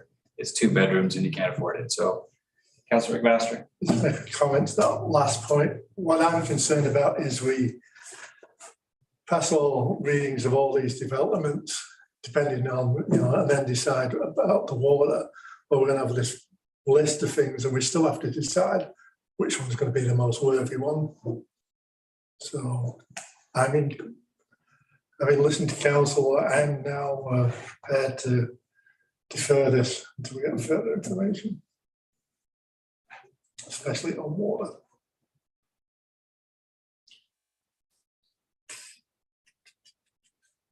Well, perhaps we'll go around the room again. Oh, Councillor Chalmers. Sure, I'm comfortable moving forward at this point, looking at it as a land use and looking at the idea of us being able to make a decision. I think the applicants are here and they're listening to our concerns and they know how much to put in going forward, what may or may not pass the second or third reading. But as far as all of the potential applications that we have in front of us, the more that we have that we can actually pick the best ones for the water, the better it is for us. And having applicants hear concerns and be able to pivot or change as we go through the motions, I don't think is the worst thing. I do have some concerns, but I also think from a land use perspective, for me, it's an interesting application and it has some merit. And so at this point, knowing that it's only second reading and there's quite a bit more to go, that I'd be comfortable moving forward. Just for clarity, first, we're going for first reading. But I know, so we have second. I'm saying yes, we're moving forward first, but we have second to still, make changes to stop. We have a lot more information that can be gathered. Thank you, Councillor Chalmers. I'm going to go quickly now. Councillor Steer. Sure. I reluctantly would support first reading, and the reason for it is that we have the ability, has been pointed out, at several layers in this conversation. I'm always hesitant to any type of housing, especially with a small affordability component, that we would just throw it off the table and not consider at least a first reading. We have the ability at second reading. We will then go in all likelihood a public hearing and a third reading. We will have plenty of opportunity to nix this if it does not meet everything that we pointed out. I'm familiar, well, I suspect the applicant is listening. I suspect that they've heard very clearly the concerns here. And if there is no movement to address any of those, I suspect probably coming to second reading, there might be a different result. So I am going to support going to a first reading because I don't want to take any housing option off the table, recognizing all the concerns, and I share them deeply. Everything from, I do not believe this is a family development, but I do not want to take that off the table at this point without having the other options available to us. Councilor Challenger. Thank you. I feel quite similarly and would echo Councillor Chalmers and Councillor Steer. Especially as a land use decision at this point. And as well that the applicants, I think, have expressed that they have thought outside of the box, been innovative in this development. Hearing these concerns, perhaps they can continue to do so and have the opportunity to provide some potential solutions to some of the concerns we're raising going forward. Thank you. Councilor Anderson. Yeah, I would support first reading as well, and look for some reaction from the developer to the concerns expressed in the report and by council before we go to second reading. If more affordability is introduced at some point, and I think that it could be given a higher priority. At this point, I wouldn't give it a real high priority in terms of speed of moving ahead. We did get letters. It does meet some of the needs of some local people. So, you know, while it can't be said it's affordable for everyone, certainly the letters express some interest from people that live here. So and they talk about the missing middle. So it may fall in that range based on the letters. I think what we've seen from the developer as well, just based on permission to proceed, we've seen environmental reports come back. I would call this a preliminary design. It's probably as far as one would go to sort of get some reaction and to get through that next stage of first reading. And based on the fact that we've seen so many reports generated just at this level of permission to proceed, I'm happy to go to first reading because the developer has come so far just on permission to proceed. And we've seen lots of development that will not do the work unless they're absolutely required. They've gone and done the work. So I kind of expect that they will continue to do the work to try and meet some of or address some of the concerns and meet some of the goals of council and in our planning process. So that's right. Okay, Councillor Thick. Yes, I've heard everyone speak and I've taken that into consideration, but for me, I don't want to give false hope. I feel that there are just far too many things that criteria that we set out that haven't been met. And I just think the density, the access and egress, the parking, all the things we just mentioned, for me, they are showstoppers. This is like we're trying to, I feel the density is too much on this steep slope. It's like we're trying to put a square peg in a round hole, and I will not be supporting the application as it stands. Thank you. Okay, that was okay. Well, then let's thanks, council. Let us go to motion at hand. Reach out to people to vote.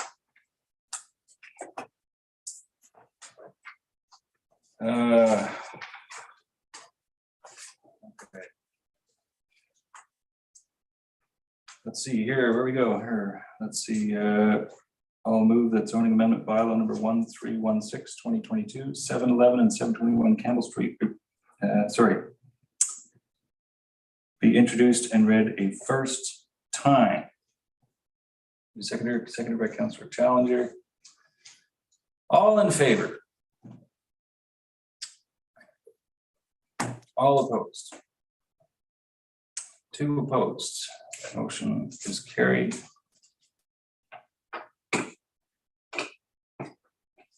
Moving right on, 10.7, changes to public hearing process in the Local Government Act.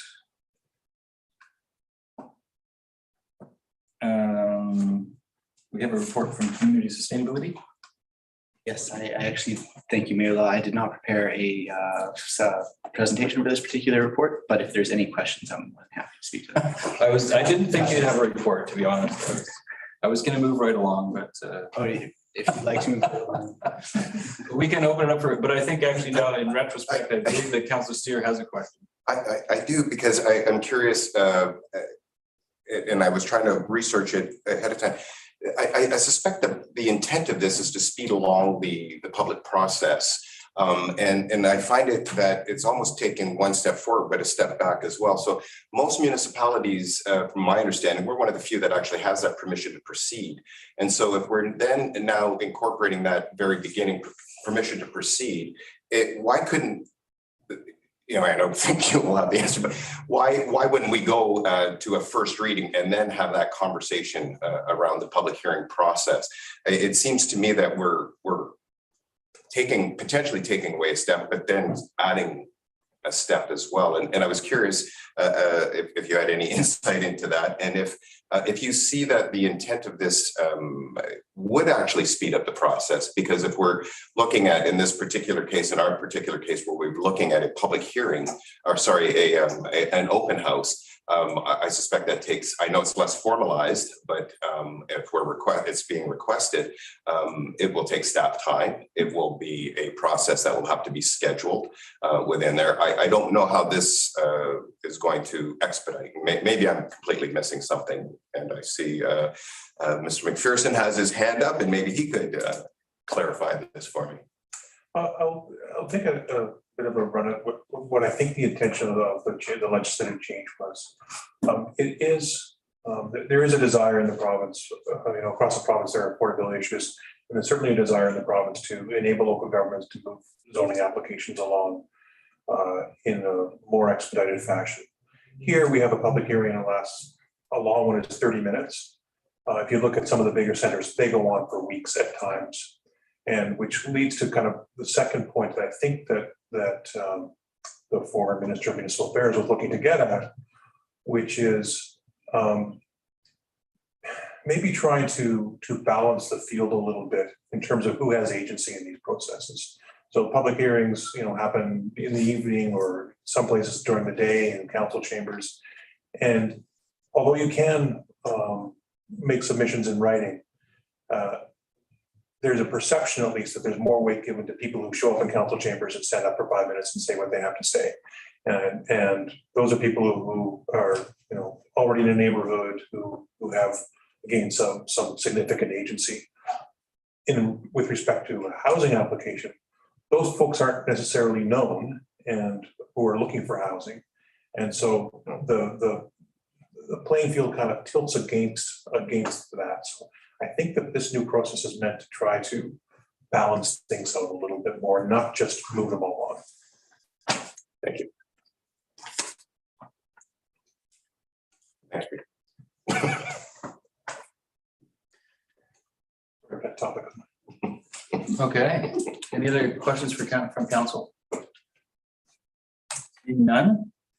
Somebody like to? I'll move that the April 26, 2022 changes to public hearing process in the Local Government Act report we received for information. Seconded by Councillor Anderson. All in favor? Motion's carried. Moving on. Item 11. Thank you, Mr. Fick. 11.1 committee and external reports. I believe we have an ACRD, a brief one.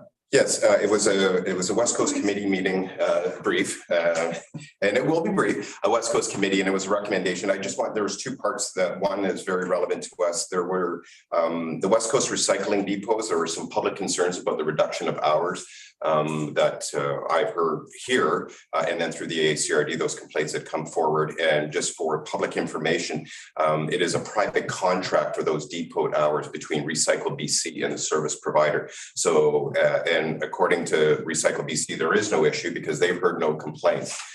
So those that are complaining need to make those complaints directly to Recycle BC. Otherwise, they don't perceive that there's a problem. So a lot of those complaints were coming into the District of Yuułuʔił̔atḥ and to the ACRD in general. So if there are people out there, and I know because I've had 3 people call me about it, please forward those complaints to Recycle BC about those reductions in hours. And then just one little other note, I thought it was really significant, a service contract with the West Coast curbside collection that we've all heard about, that the Tla-o-qui-aht First Nation and Yuułuʔił̔atḥ will be joining that as a service agreement, and they will be participating in that 3 sort and go program. So I thought that was an interesting addition to the program. And that's it. I could go on, but I guess. Yeah, I know it. Super. Thank you, Councillor Stewart. I have a business issue by the mayor is I would like to go to the FCM this year in Regina. I've been invited. I think the agenda is quite good, and it appears to be this one's going to be very, very well attended. There is no hotels available anywhere remotely near the conference center.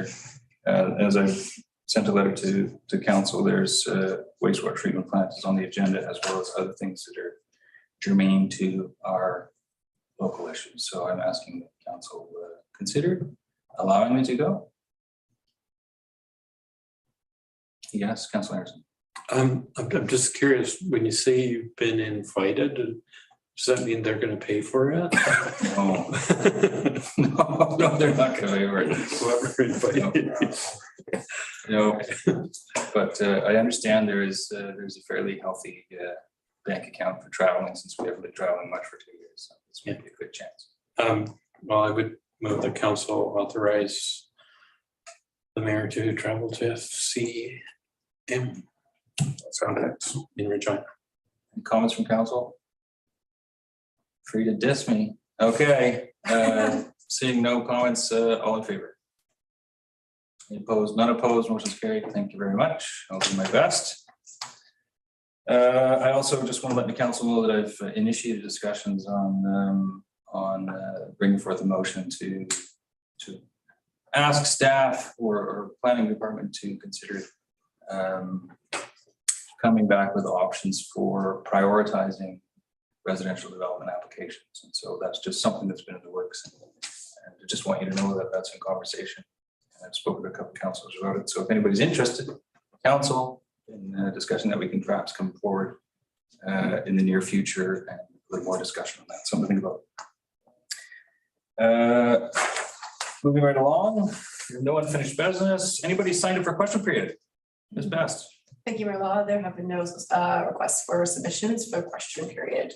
Super. Then we'll go right into closed session. I recommend that the meeting be closed to public pursuant to section 91 of the Community Charter to discuss matters related to A, personal information about an individual who holds or is being considered for a position as an officer, employer, agent, and C, employee relations. Seconded by Councillor Anderson. All in favor? The meeting is closed. 2 minutes while we close the meeting. Thank you. Break.